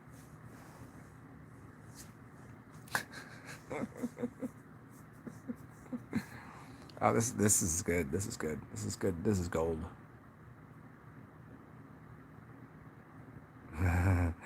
Well, I mean, if we're being true, Christ is a term. Christ is not a it's a title. The Buddha is a title. Christ is to be Christed. It's cross. It means to cross something. It means a crucifixion, a cross. Christ means to go above into the skull, or it's to be anointed as a Christ, Not his name wasn't, hey, this Jesus guy, and his last name Christ. It was the title, Christ, and this is why they say the Christ Jesus. Christ title, and Jesus was his name. Bingobijesusj.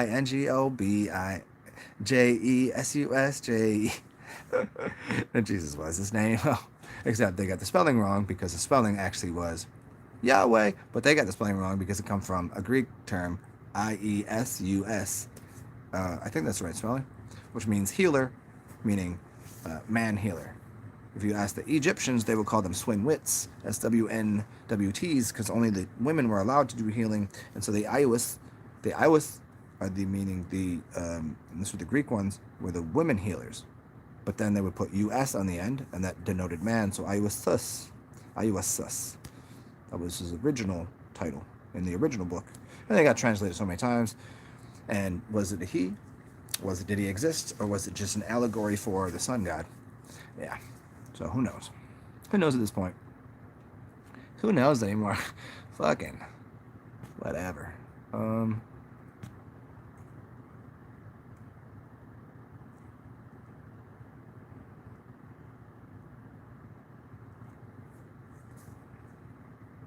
You got an ass house to take care of?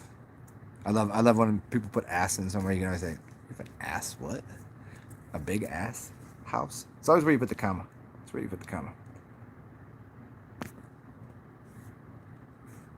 Yeah, the Jay Marley, the comments where sometimes I'll watch a show and I'll saying something and the comments aren't there, and sometimes they are, and then sometimes people in the background are having a comment. It's so weird to me.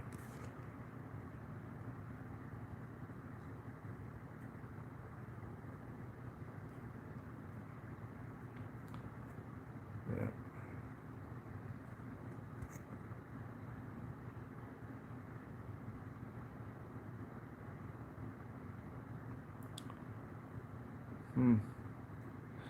Okay, I'm going to tell you guys that I'm going to finish this beer. I said this hours ago, and I have one drink with you, and I'm gonna go watch a movie, and I have to make a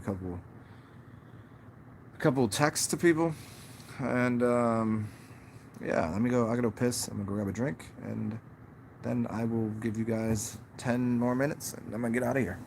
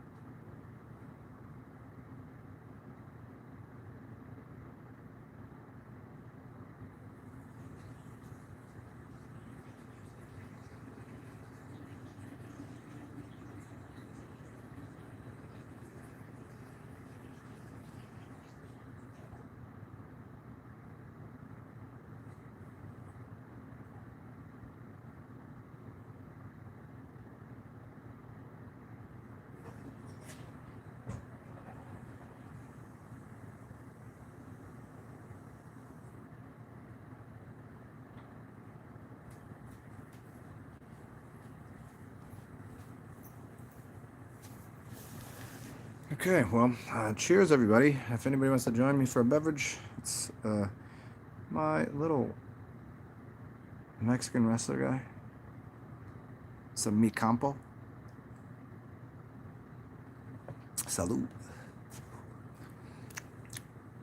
That's a little more spicy than Hornitos or my other favorite brand. Ooh, I can't do a whole shot. That was spicy. Actually, cayenne spicy a little bit. And yeah, Dave, for sure.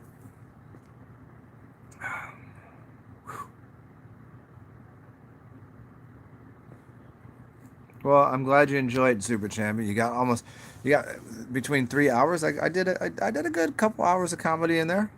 Who's doing 2 hours of off the dome, off the cuff stand up nonsense? Only a few ridiculous stories. A sip. It's a sip. That is a sip. I don't do shots. Yeah, couldn't happen. If I could do a shot, oh, you ain't gonna do a pussy. You can't. Yeah, maybe so, but I mean, what would you have me do? Just put it, like, throw it down? I've had this conversation with people at the bar. You just not do a whole shot. And I was like, yeah, do you want me to just vomit all over the bar? Is that what you want me to do? You want me to just vomit? I'll drink it right in front of you, but I vomit on you because I'm going to 100% chance. You can't hit me. So I'm cool to just drink this way I want. But I guarantee you, sit here and drink with me the rest of the night. You can be the one vomiting outside all over yourself. I'll be good. I'll be stumbling around laughing at you, but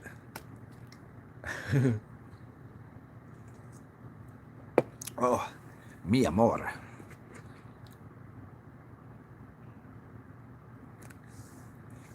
Yeah, I always sip the liquor. Yeah, I'd rather just put it in a snifter.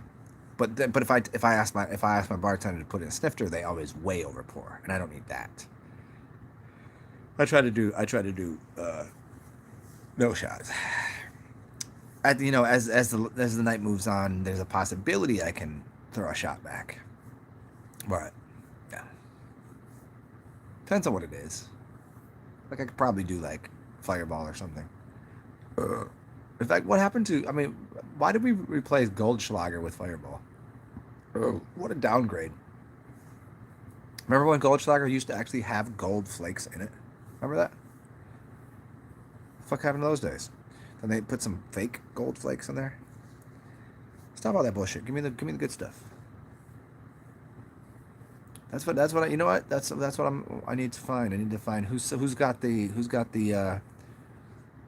Goldschlager with the real gold in it. Somebody bought all those up and they're selling for like $100 a bottle right now. I'm sure, at least. Real gold. Yeah, if you strain all that gold out, there's like $1 worth of gold in there, maybe. But it was always fun to shake up the bottle and make a little gold in there. I don't know what the association with cinnamon was. Cinnamon to gold. I didn't understand that.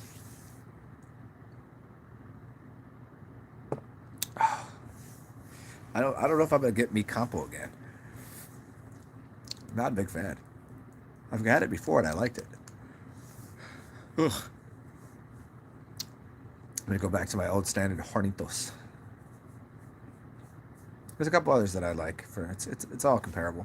$20 bucks, $22 right out for a bottle.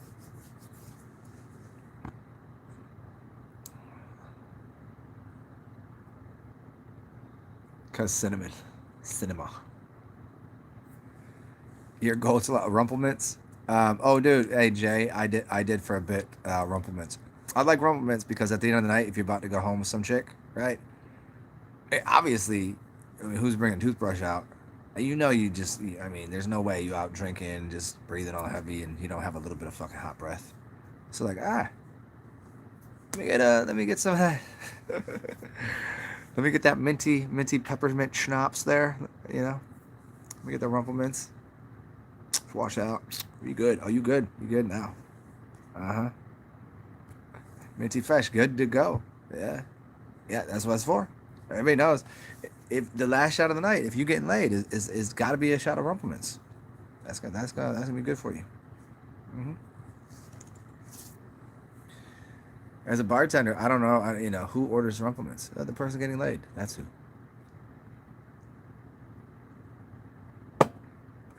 I mean, you could use cinnamon because toothpaste is good as cinnamon. That'll fix you up. Really, I'm really upset with this Mi Campo right now. I feel like it's the wrong bottle. I might have to give that away. That might be a gift to somebody for real. I love tequila. It's very funny. Here, I'll give you a liquor story. Um, I like to sit down. I like to drink by myself sometimes. Normally, I used to go out and drink. I never drank by myself until later in life because at some point I was like, you know what? I got to know what every spirit is, and I would like to do that by myself to see where it takes me. So that way I can know if I can drink that in public, so I don't fucking get all completely goofy. Even though I'm gonna get goofy anyways, so it's not really that big deal. But to see which ones, like, is this one, do I work good with dark liquors, light liquors? Is there tequila? But so sometimes I would just get a bottle and sit down and drink it. No, not in one night. Sometimes in one night, not in one night, but like a fucking day. Yeah, that would be a mess. So I want to see, do I get a hangover from it? Do I slur my words? Am I stumbling? Where do I fall with this type of liquor, with this kind of spirit? Because it's a spirit. And I never drank tequila ever in my life up until I was like 30. I believe it was 38, 39, 39 maybe. Yeah. I mean, I drank tequila at the end of the night. Hey, let's do a shot of Jose or 1800. If they were being fancy, usually get the Jose. They used to do Jose at the end of the night, and you're like, fucking vomiting all over his place, got the spins, and you blame it on the tequila. It wasn't the tequila's fault. It was the fact that you were drinking all day. So then I just never, so you associate tequila with vomiting. So I never drank it. Then one time I was like, somebody was like, dude, you gotta try tequila, like a good tequila. I was like, man, I don't know. They're like, yeah, you never drank it like that? I was like, no. I was like, what's your drink? I was like, well, oh, so you don't even know what? Okay, here, try this. And I drank something. I was like, I actually do like that. Smooth, and it's like everything about it. And then I got to know a couple bottles, and I like Reposado. Most things Reposado. And I like it because somebody says it's not true, but I know it to be true, that it's an upper. It's the only upper because it comes from an agave plant, and the alchemy of it produces what would, for whatever reason, because of the spirit, it makes you a little more awake. This is even why the Talahumare run around and chase animals in the middle of the night after drinking tequila all day, because it gives them energy and spirit, where other things make you kind of sleepy.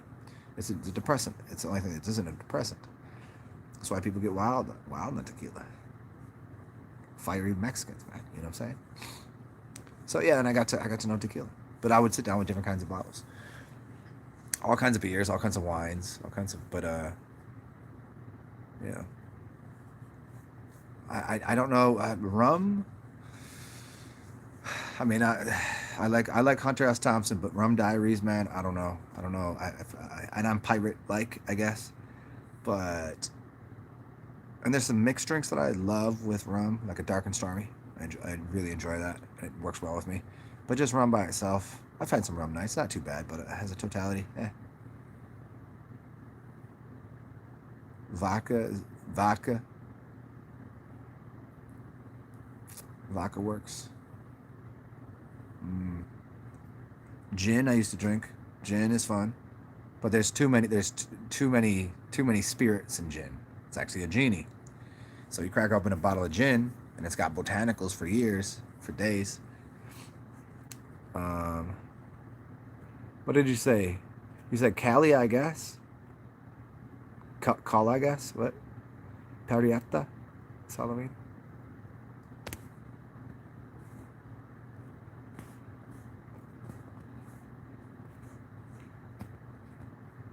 I guess, see, I'm getting every other word out of you guys, too. I'm not getting... I'm not following conversations. I'm seeing someone's comment here, like Jay said something, and it has nothing to do with anything that was written prior. I don't know. Every A is an S. Ugh. Yeah, I don't know what the fuck happens sometimes. Comments, they come and they go, and I'm looking at it like, Who the fuck is this person responding to? This is from a half hour ago. Okay, people.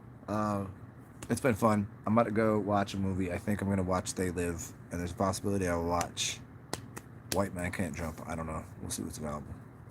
But it's been fun. I hope everybody else has had fun listening to me tell stories and all of the other interjections of some sort of wisdom about whatever it might have been when people had questions. Stay well, be weird, be wild. Be as wild as a horse. Wait, is that how it goes? Be wild, be as crazy as a fox and wild as a stallion. You know?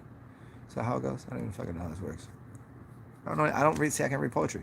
I'm terrible with it. I mean, I could read it if it was like in front of me, but I can't remember it. It's like jokes. Doesn't work. Be as wild as a armadillo. Be as soft as an alpaca looks to be. Yeah. No, I just got that from you. So cheers, everybody. Salud. Noyesh. What is the Russian one? I always fuck it up. Nestovia. Cheers, y'all. I'm ass out of here. Hope you enjoyed. Be weird. Talk to y'all soon.